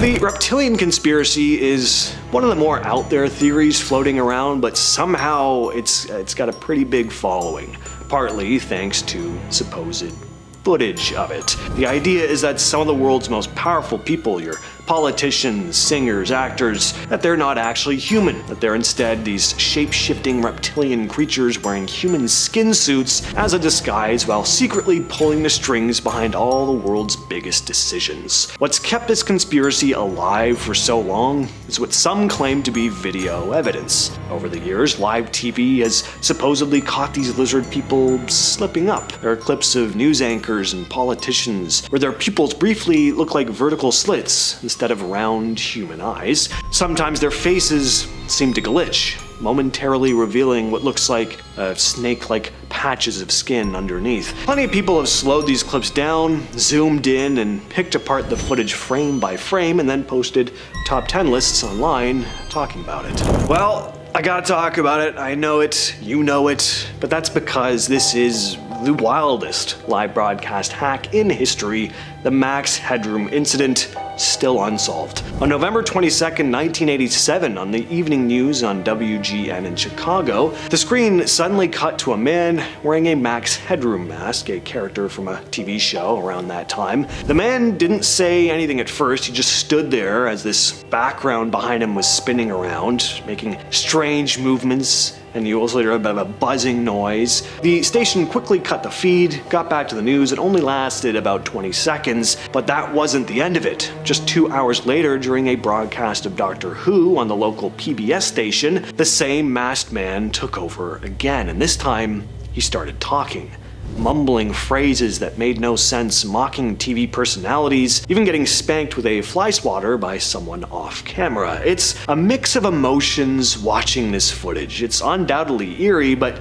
you can't say there isn't humor in this too. The whole thing lasted about 90 seconds before the station finally managed to cut him off. The Federal Communications Commission launched an investigation, but they never caught the person responsible. To this day, no one knows who did it or exactly how they pulled it off. Why even? Breaking into live broadcasts like this is not easy. It would have required a lot of knowledge and skill. It's considered one of the weirdest unsolved broadcast intrusions ever. In 2005, ABC 13 Action News in Las Vegas covered a man named Ramon Watkins, who referred to himself as Prophet Yahweh. He claimed that he could summon UFOs just by praying, and said he would prove it live on camera. Well, ABC sent a reporter, Mike Dello Stritto, and a cameraman to meet him near Lake Mead. The prophet prayed, and within moments, something strange appeared in the sky. It was two bright spherical objects hovering and slowly moving in the distance. The cameraman caught them clearly on video as they floated across the sky. The footage aired live, and people who were watching could see it happen in real time. This wasn't a quick flash or something easily dismissed. It stayed visible long enough for everyone to focus on it. Prophet Yahweh said he heard a voice in his head telling him when the UFOs would appear and where to look. But was this really the case? I mean, that is obviously very hard to believe. Could the objects have been balloons, drones, aircraft? Maybe, but they didn't seem to move like any of those things. The ABC crew didn't offer an explanation, and the event still gets passed around online with no solid answer for what actually showed up in the sky that day. On August 5th, 2009, during a live morning news broadcast on BBC Northeast, anchor Colin Briggs was delivering the day's stories when something strange appeared on the screen behind him. It was this wide shot of the Millennium Bridge in Newcastle, coming from the BBC's live webcam feed. Suddenly, this white streak of light zips across the frame, not falling downward, but shooting further into the sky before disappearing. The object was fast moving, but clear enough that viewers noticed, and people started recording it from their televisions and quickly shared the clips online. Some said it was a bird, a toy plane, but it doesn't really look like either of those things to me, and it didn't to Nick Pope, who is a former UK Ministry of Defence UFO investigator. He reviewed the slowdown footage and said it didn't look like a bird and that the movement was genuinely strange. The BBC later did a follow-up asking for viewer opinions, but never provided a final answer or any definitive explanation for what happened. On February 11th, 2013, during an afternoon broadcast on KRTV in Great Falls, Montana, during an episode of the Steve Wilkos Show, the emergency alert system suddenly cut in. Thank God, everyone said. Why was I watching the Steve Wilkos Show? Suddenly, though, viewers heard this voice calmly announce that the, quote, bodies of the dead are rising from their graves and attacking the living. Civil authorities in your area have reported that the bodies of the dead are rising from their graves and attacking the living. The message warned people not to approach these zombies and to wait for further instructions. It sounded pretty official and used the same tones and format as real emergency alerts. Within hours, similar hoax messages interrupted TV stations in Michigan, Wisconsin, and New Mexico. Even more strange, 2 days later, a radio station in La Crosse, Wisconsin played a recording of the hoax alert and accidentally triggered the EAS again, rebroadcasting the zombie warning to viewers who thought it was happening all over again. Investigators later confirmed that hackers had exploited a weak security on the emergency broadcast equipment, in many cases using default passwords that were still active. The hackers were eventually caught, but as for how exactly they did this, that's never been disclosed, probably for obvious reasons. Back in 1974, a woman named Doris Vither reached out to parapsychologist Barry Taff at UCLA, saying she and her kids were experiencing some seriously strange stuff in their Culver City home. The house was in bad shape, condemned, and Vither was living there illegally with her 4 children. On top of that, Vither had a rough history. She'd struggled with violent partners and substance problems and had a pretty traumatic childhood. But she claimed that invisible entities had attacked her. Taff and his colleague Carrie Gaynor visited the house multiple times over 10 weeks, starting on August 22nd, 1974. They reported what they called poltergeist activity, objects falling off shelves on their own, cold spots, bad odors, strange lights. The intensity of these events seemed to fade over time, though. They were also sometimes joined by a friend of Bithers who said she could talk to spirits, plus various people connected to the UCLA lab, but only Taff, Gaynor, and Bither described anything unusual themselves. And they took photos with a Polaroid and a 35mm camera that had become pretty well known in paranormal circles. Taff believed there was a genuine haunting going on here, and these images were just the tip of the iceberg. Ever seen lightning strike an erupting volcano? Well, here it is. Last year in Guatemala, people watching the eruption of Volcán de Fuego got a rare sight. Lightning bolts flashing straight out of the erupting volcano. Volcanic lightning is a real thing. When a volcano erupts, it shoots ash, gas, and rock into the air. Those ash particles collide with each other, and every collision builds up static electricity. The Center for the Study of Active Volcanoes at the University of Hawaii at Hilo explains that as the ash rubs together, atoms shed or pick up electrons, creating zones with positive and negative charges. When the imbalance gets strong enough, those electrons jump through the air to even things out. That jump is what we see as lightning. Scientists even have a name for it: a dirty thunderstorm. I like that. In 2015, something strange started happening off the coast of Alaska near the Kodiak archipelago. People began finding dead whales. A lot of them. By the time researchers got there, they'd counted around 30 carcasses. Most of them fin whales, all stranded or floating nearby. What really threw scientists off was that they all seemed to have died around the same time. First, they suspected a toxic algae bloom, which can sometimes poison marine life, but that theory didn't really hold up. No other species were dying off like this, and the ocean conditions didn't match that. A few months earlier, huge numbers of seabirds had mysteriously died in the same area, though, so researchers figured there could be a connection there, but they never found a clear answer. Some scientists think there were probably even more whales that died but drifted away or were eaten before anyone could find them. This video you're seeing here was not created with AI. In 2023, a video from Fallbrook Houston News started making the rounds showing this massive sinkhole tearing open a road. At first, there's already a big hole, and then you watch it just keep getting bigger and bigger as the ground gives way. The concrete cracks, the asphalt folds in, chunks of the road just fall out. What makes it even crazier is people are just standing a few feet away filming the whole thing. You can see the edges shifting where they're standing and nobody's moving. Like water's rushing underneath, washing away the dirt, and the hole keeps widening while everyone just stays there watching. I mean, some people are kind of moving away, but not fast enough. I mean, if I saw this, I'd think Satan was about to pop out of the ground. I would not be standing around like that. This video is not AI either. I gotta say that. But these days, when I see anything even mildly extraordinary online, I gotta take a moment to figure that out. But anyway, no, this was filmed by a guy named Ronald Drago.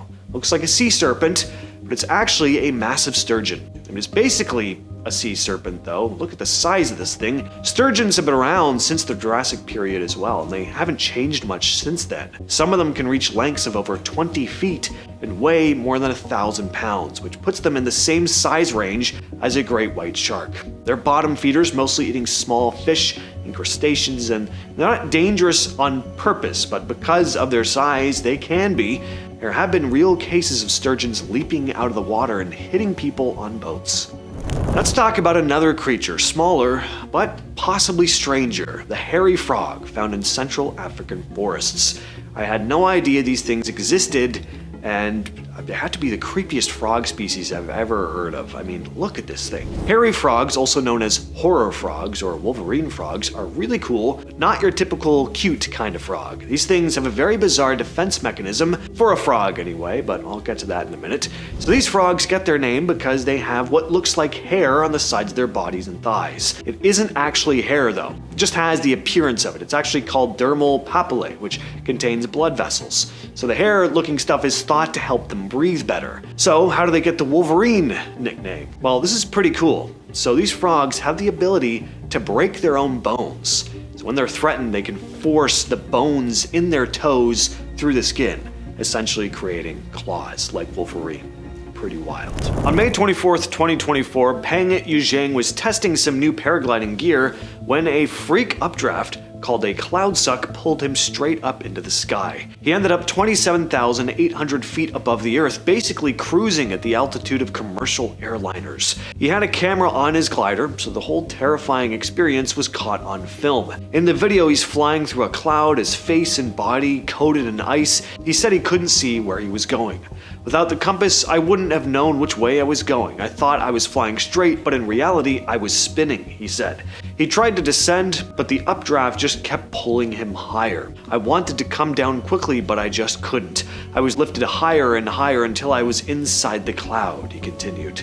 At that height, the temperature can drop to minus 40 degrees, and Yuzheng thinks he may have lost consciousness at some point from the lack of oxygen. His accidental ascent nearly broke the world record for highest paragliding flight, a record set in 2007 by German paraglider Eva Wernerska, who was sucked into a thunderstorm and ended up 6 miles above Earth for about 45 minutes.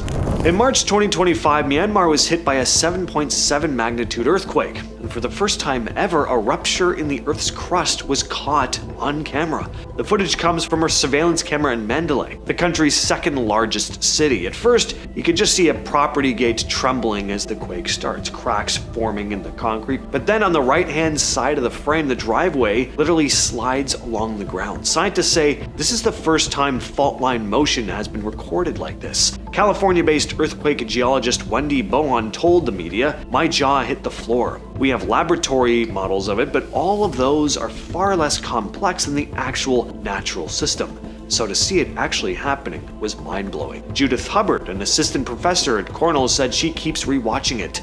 It's really kind of staggering to see a fault slide in real time, especially for someone like me, who has spent years studying these things, but always from more remote kinds of data, like offsets after the fact or data recorded by sensors, end quote. The earthquake caused massive damage, even as far away as Bangkok, and tragically, around 3,700 people died. On July 3rd, NASA astronaut Nicole Ayers captured an incredible image of a giant lightning sprite stretching above a thunderstorm over Mexico and the southern US. She snapped the image from the International Space Station. This isn't an artistic rendering or anything. Just wow. As we went over Mexico and the US this morning, I caught this sprite, Ayers wrote on X. She went on to say that sprites are, quote, TLEs, or transient luminous events, that happen above the clouds and are triggered by intense electrical activity and the thunderstorms below. We have a great view of the clouds, so scientists can use these types of pictures to better understand the formation, characteristics, and relationship of TLEs to thunderstorms, end quote. Sprites were first spotted by airline passengers back in the 50s, but they weren't photographed until 1989. And researchers still aren't sure why some storms produce them, while others don't, but seeing them from space like this, though, visually stunning. This is footage of an exploding ant. Yes, this is a real thing. Exploding ants are a group of ants with a very dramatic defense mechanism. Their colonies typically live in trees, and how these things get their name is for their ability to sacrifice themselves for the greater good of the colony when threatened by predators. Kamikaze ants would also be a great name for these things, nickname anyway. The worker ants of these species have large specialized glands that are full of all these toxic substances, and when the colony is under attack, some worker ants will rupture their own bodies, releasing this sticky, toxic stuff that takes out the intruder. It also kills the ant itself. The toxic substance released by these exploding ants is a cocktail of chemicals. It doesn't just trap and scare off predators, it also warns other colony members that there's danger afoot. The sacrifice of a few individuals helps to ensure the survival of the entire colony. Logic clearly dictates that the needs of the many outweigh the needs of the few or the one. Little Star Trek reference for you. I think Spock would like these ants. A lot of people have heard the buzz about 3I Atlas, but if you haven't, it's a strange object from outside our solar system that NASA picked up back in July of 2025. It's only the third known object from outside our solar system to pass through ours. Right away, it looked unusual. Most comets form one tail of gas and dust pointing away from the sun, but 3I Atlas had two tails going in slightly different directions, plus jets of material shooting out in multiple spots at once, instead of evenly from the surface. Normally, comet tails form because sunlight heats the surface evenly and pushes gas and dust into one main tail, but this comet was releasing gas in several bursts at once. Some of the jets were also angled backward, creating a reverse tail effect that's almost never seen. As it passed Venus, Mars, and Jupiter, Harvard professor Avi Loeb pointed out how clean and, quote, precise its trajectory looked, which is why he'd floated the idea that it could be some sort of alien technology. Scientists recently discovered that massive salt structures are forming under the Dead Sea. These formations, nicknamed salt giants, can stretch for kilometers across and be more than a kilometer thick in some places. Researchers from Jordan and Israel used sonar and underground mapping to study the area. What they found is that these aren't just leftover salt deposits. The salt is actively growing, layer by layer, pushed up by pressure from underground water and the natural minerals dissolving and then recrystallizing. It's not something you can see from the surface. These are underground formations, slowly building over decades, but the size is mind-blowing. Scientists say studying them in real time helps them understand how ancient seas formed, how salt layers behave under pressure, and even how the Dead Sea itself might change in the future. And this year, researchers from the University of Cambridge looked at ancient teeth and bones and found that our ancestors were getting exposed to lead as kids, enough that it left chemical traces in their bodies. Now, lead is, of course, toxic. Even today, we know it can mess with development and health, but somehow these ancient humans survived it, and the scientists think it might have influenced our evolution. Certain genetic changes they saw suggest that over generations, humans may have adapted to handle lead better. So this exposure could have actually shaped our DNA. It's strange, because we usually think evolution is about fighting predators, finding food, surviving the harsh climates, but here's this invisible environmental factor: poison in the ground, water, maybe it was from early metalworking.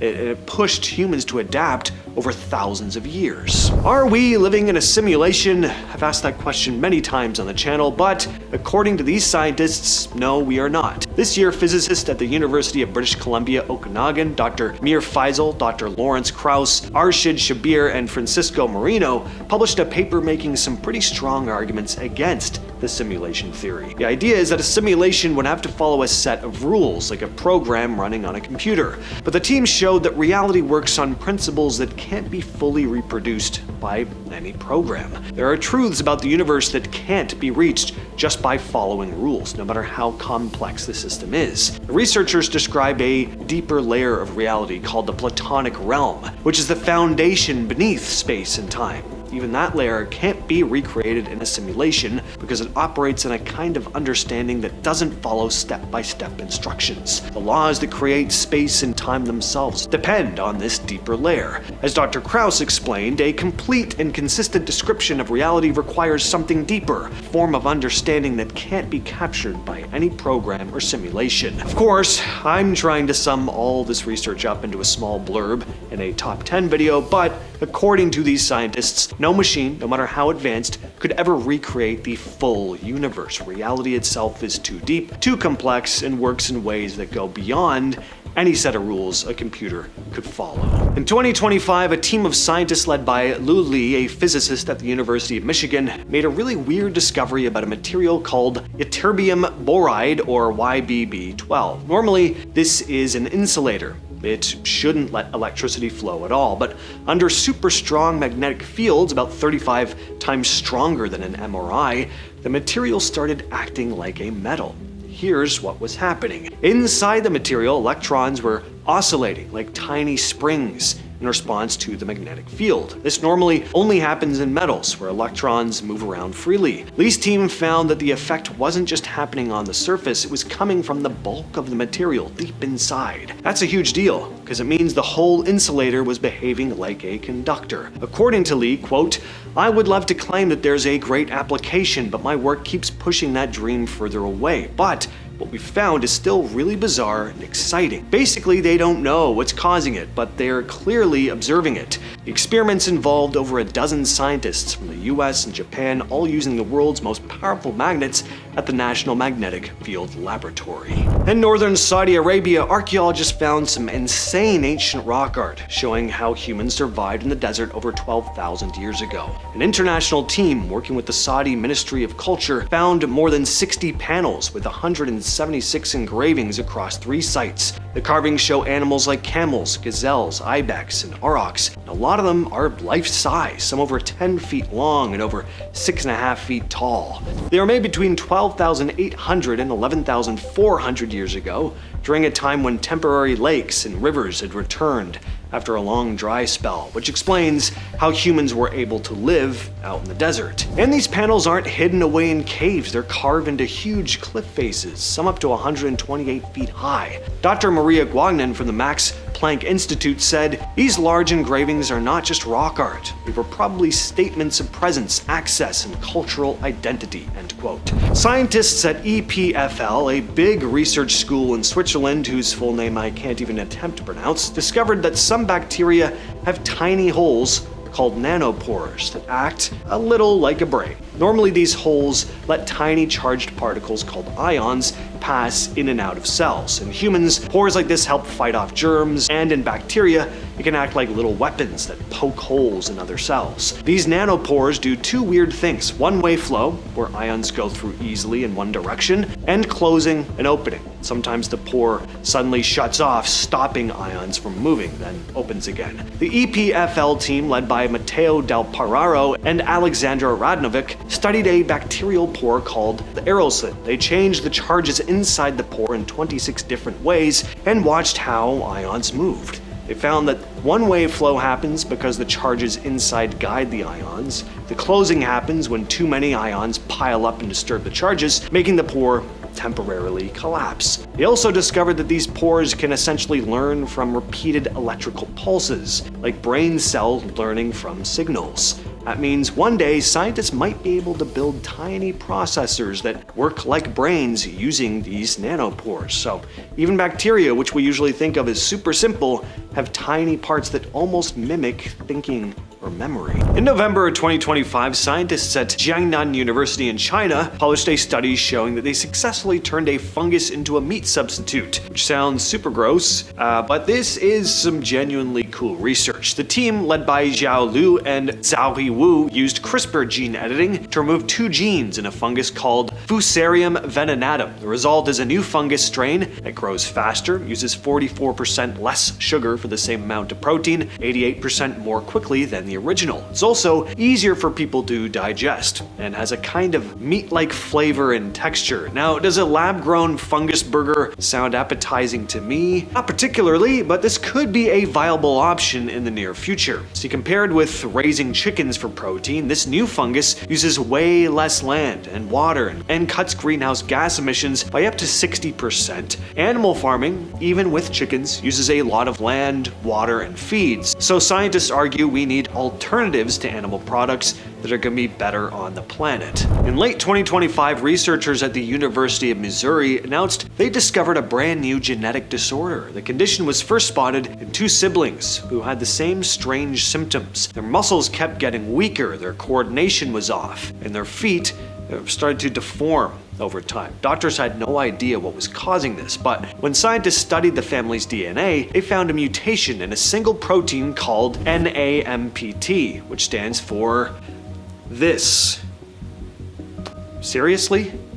Anyway, what matters is what this protein does. It's basically the power switch inside your cells. It helps your cells make energy. And your motor neurons, the nerves that control movement, rely on that energy more than almost anything else in the body. So when this protein doesn't work right, those nerve cells slowly burn out because they're constantly running low on energy. And when the nerves weaken, the muscles attached to them start to weaken as well. That's why the kids were losing strength. Their neurons were starving even though the rest of their body seemed fine. The scientists even tested the mutation in lab-grown nerve cells and saw the same thing. The cells struggled to produce energy and eventually started breaking down. This confirmed it was a new disorder, now called MENA syndrome. Till now, nobody had any idea this mutation existed.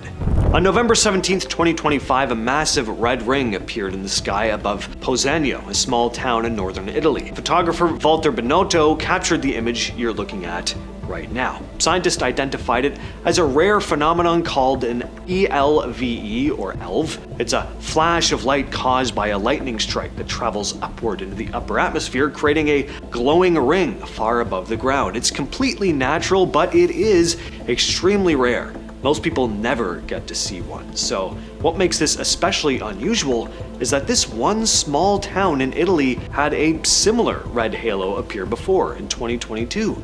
The same very rare event happened in the same place twice in 3 years. That's pretty crazy. Scientists aren't entirely sure why it keeps happening there, and it's strange because elves normally just last a few milliseconds and appear high in the atmosphere, so seeing a full bright red ring from the ground is almost unheard of. We can map the human brain down to individual neurons. But the biggest question is still, how do we actually have consciousness? How do 86 billion nerve cells firing off electrical signals turn into thoughts, emotion, that inner voice in your head at 3 a.m. that just won't stop dredging up all your most embarrassing moments from when you were just in elementary school? Well, this is called the hard problem of consciousness, and nobody's solved it. Scientists can point to which part of the brain lights up when you're afraid, angry. They can look at what part of the brain lights up when you see the color red, for God's sakes. But that doesn't explain why you experience fear or what red looks like to you. Yes, you specifically. Some researchers think consciousness is just a byproduct of complex computation.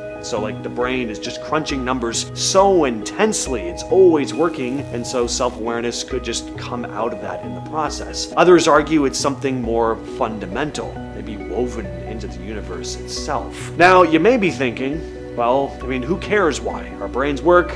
Just let it be. But the thing is, aside from just philosophizing, understanding consciousness could change medicine. It would obviously be super helpful when it comes to mental health, but for now, our brains are still mostly a mystery.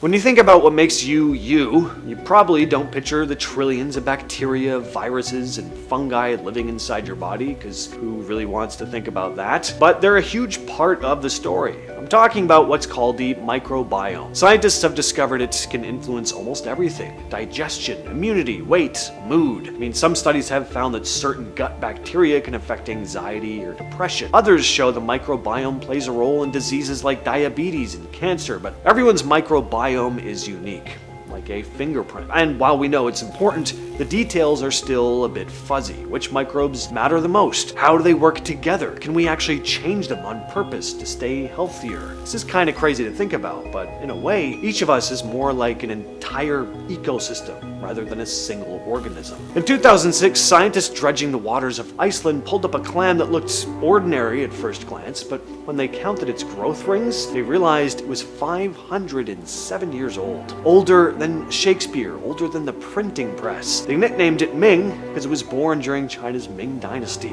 Unfortunately though, the researchers also had to slice its shell open to measure its age, which, killed it in the process. But Ming's discovery opened up a whole new line of research. How can a simple clam live for half a millennium or longer? And who knows how long it would have lived if it hadn't been sliced up. We know animals like tortoises and Greenland sharks lived for centuries too, but Ming still holds the record as one of the oldest living creatures ever found. Most animals wear down with age, but these clams obviously seem to keep their cells protected from damage much longer. Some scientists think studying them might help us understand human aging, so this research is more important than it sounds. Right after the Big Bang, the universe should have cooked up specific amounts of hydrogen, helium, and lithium. And for the most part, the math checks out, except when it comes to lithium. According to the theory, there should be about 3 times more lithium in ancient stars than we actually see. This mismatch is called the cosmological lithium problem. Scientists have tried to solve it by tweaking models of nuclear physics, suggesting lithium got destroyed inside stars or that maybe the early universe didn't behave exactly as we thought. But none of this lines up perfectly with observations. And this is a big deal. If we can't explain lithium, it means our whole picture of how the universe began might need some adjustments. Next up, we have the Fermi paradox. See, the math says the universe should be crawling with life. There are billions of stars just in our galaxy alone, and a huge number of them should have planets in the habitable zone, where liquid water could exist. And that means, in terms of probability, there should be aliens out there. But so far, we've found nothing. That's what's called the Fermi paradox, the question of where is everybody? Some scientists say maybe there have been alien civilizations, but they just aren't around anymore. Could have wiped themselves out before they spread out through the galaxy. Others think advanced life could be avoiding us on purpose, or they're just so different we wouldn't even recognize them at all. And of course, there are plenty of people who think we have encountered aliens and it's just been covered up. But there's also the possibility that we really are alone, which is kinda eerie to think about. That it's just us floating around out here on this ball in the middle of an endless void. I don't really like that thought. Scientists are constantly listening to space for signals though, trying to find any signs of life. So far, there's been nothing concrete, but there is one rather famous anomaly. Back in August of 1977, a radio telescope in Ohio picked up something strange. It was a powerful 72-second radio signal coming from deep space. It was so unusual that the astronomer who spotted it circled it on the printout and wrote, "Wow," in the margin. The signal came from the direction of Sagittarius, and it matched the kind of narrow frequency scientists thought an alien transmission might use. But when they pointed the telescope back in the same spot, it never showed up again. For decades, people have tried to explain this away. Maybe it was a comet passing by or some kind of military signal bouncing around Earth, but none of these theories fully check out. To this day, no one's ever heard the wow signal repeat, and it's still one of the best possible hints of extraterrestrial communication we've ever recorded. It's crazy to think about, but when you look at everything around you, all the people walking around, cars, buildings, forests, the sea, stars, planets, entire galaxies, all of that, it makes up less than 5% of all matter in the universe. The rest is something invisible. About 27% is what scientists call dark matter. It's called dark matter because it doesn't give off light or energy. We only know it's there because gravity pulls on things, bending light and holding galaxies together. Without it, galaxies should just fly apart. Then there's dark energy, which is even stranger. Around 68% of the universe is made of this unknown force that seems to be pushing space itself apart, causing the universe to expand faster and faster. Scientists don't actually know what either of those are, though. Decades of experiments have tried to catch a glimpse of dark matter particles in underground labs, and telescopes have been scanning the sky for clues as to what dark energy could be, but we don't really have much more to go on. Basically, 95% of the universe is a total mystery. We can't even determine what 95% of the universe is made up of. Well, not too surprising that videos like this exist. I've always been perplexed by this one. See, sometimes just believing you're getting treated can actually make you feel better. Doctors have tested this over and over again. Patients given fake treatments sometimes improve just as much as people getting real medicine. I mean, it's worked to a level beyond just an improvement in mood. Brain scans show real changes happening. Pain centers quiet down, endorphins get released. Even measurable things like blood pressure or heart rate can improve. The effect is so strong that in drug trials, new medicines have to beat placebos before they're actually approved. Now, nobody fully understands why this happens. I mean, how does your brain's expectation seem to actually flip a switch in the body? Why do some people respond more than others? We don't know, but it does go to show just how powerful the mind-body connection really is and how much we still don't know about it. Obviously, placebos don't always work though. If you're suddenly smelling burnt toast right now, or your arm is getting numb and you're feeling dizzy, do call 911. This is bizarre. Did you know that gravity isn't actually perfectly even across the Earth? In some places, it's slightly weaker or stronger, and it doesn't always match what scientists expect based on the ground below. One famous example is Hudson Bay in Canada. Their gravity is weaker than in surrounding areas. For a long time, researchers thought it was just because glaciers from the last ice age scraped away mass, but even after adjusting for that, the numbers didn't add up. Part of the missing gravity seems to be caused by currents deep inside Earth's mantle, where hot rock is moving around in ways we can't directly see. But there's still no complete explanation for why gravity shifts the way it does in certain places. Satellites like GRACE, the Gravity Recovery and Climate Experiment, have mapped these variations from space, showing dips and swells in Earth's gravitational pull. We know life on Earth started billions of years ago, but the exact how is still a giant question mark. For those of us who don't believe in creationism, that is. The earliest traces of life go back at least 3.5 billion years, but how simple chemistry turned into the first living cells, that's still up for debate. One idea is the primordial soup. This is the hypothesis that billions of years ago, shallow pools full of chemicals got zapped by lightning or heated by the sun and eventually formed the building blocks like amino acids. Another theory puts the origin deep in hydrothermal vents on the ocean floor, where mineral-rich water and extreme heat could have provided the right conditions for life. And there's also the possibility that life didn't even start here, meaning not on this planet. Some scientists think the building blocks for life may have arrived here on comets or meteorites, but we still can't say for sure. Let's talk about one of the most talked about photographs of all time, at least when it comes to the strange and unexplained. In 1941, a photo was snapped at the reopening of the South Fork Bridge in Goldbridge, British Columbia. At first glance, this looks like your typical historical photo. It's black and white. People are dressed in 40s clothes, old school cameras, all that stuff. But wait, there's one guy in the photo who immediately catches your eye. He's wearing more modern looking sunglasses, a printed t-shirt, and holding what looks like a camera that's too small for the time. People online have gone wild with the idea that this guy was a time traveler who slipped into the past wearing clothes from the future. A hipster from today somehow stuck in the middle of a 1940s photo.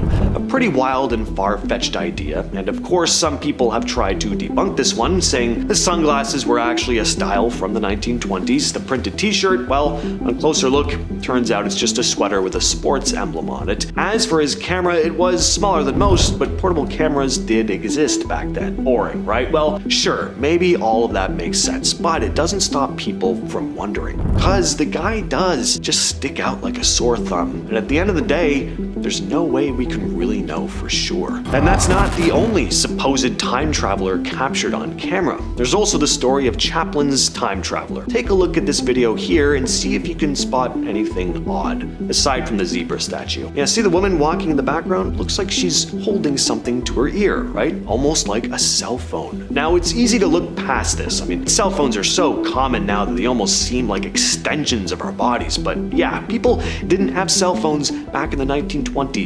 In case you didn't know.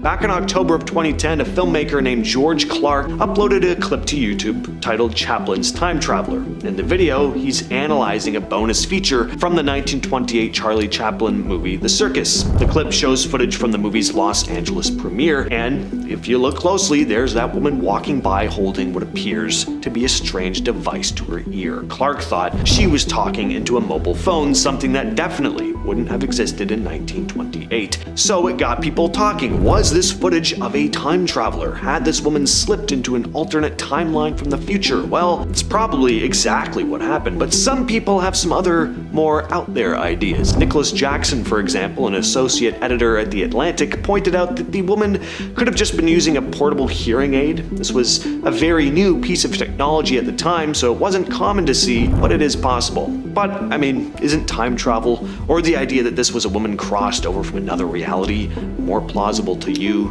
than an old-timey hearing aid? Well, we're finally here. I've done videos on the channel before talking about the Mandela effect without ever directly discussing one of the most famous of all time, the Darth Vader Luke I am your father line. While considering James Earl Jones just recently passed away, and the title of the video being Parallel Universes Captured on Camera, I thought I'd give my 2 cents on this one. According to huge swaths of the population, the version of Star Wars we watch now is not the one we remember, and I'm not talking about all the George Lucas edits. This goes deeper, almost like the version we watched when we were young was from some alternate universe, or we've all slipped into an alternate universe ourselves. At least those of us that remember the line being Luke, I am your father, and not just no, I am your father. Considering this is one of the most famous movie moments in history, it really is strange how often people would get this wrong. Every Vader impression at recess began with Luke. Parodies would get the line wrong. One that sticks out to me is in Toy Story 2 with Zurg's line, no, Buzz, I am your father. So what's going on here? Are a bunch of us simply misremembering the line, or have we all really slipped into a galaxy far, far away? So this video was posted to Reddit by user Upstairs Cash 8400, and it's pretty bizarre. At first, it just looks like an empty street with a bird in the sky until you realize that that bird's not moving. Then things get even stranger when we see a mother and son both looking up at the bird, completely confused about what they're seeing. So this is not just a glitch in the video. Now, sure, they could be part of a hoax, but if they are, they do a pretty good job of acting it out. What makes this so weird is that there's nothing behind the bird. It's just open air. It's not near a building. It's not like it could be a sculpture or something. It's just hovering. No strings, nothing. Definitely a bizarre one. And finally, we have the WOW signal. This mysterious radio signal was picked up in 1977 by an Ohio State University radio telescope, lasting just 72 seconds. It got its name from astronomer Jerry R. Amon, who wrote WOW next to the data printout. The signal's frequency and intensity were unlike anything we've seen from natural sources, leading some to speculate that it could have come from extraterrestrial life, but there's another theory that it might have come from a parallel universe. Something, whatever created this signal, could have dipped into a black hole and is now in a completely different universe. Of course, less exciting explanations like a passing comet or space debris haven't been ruled out either. While there's no definitive proof of anything, it's definitely worth checking out the recording. It's pretty spooky sounding.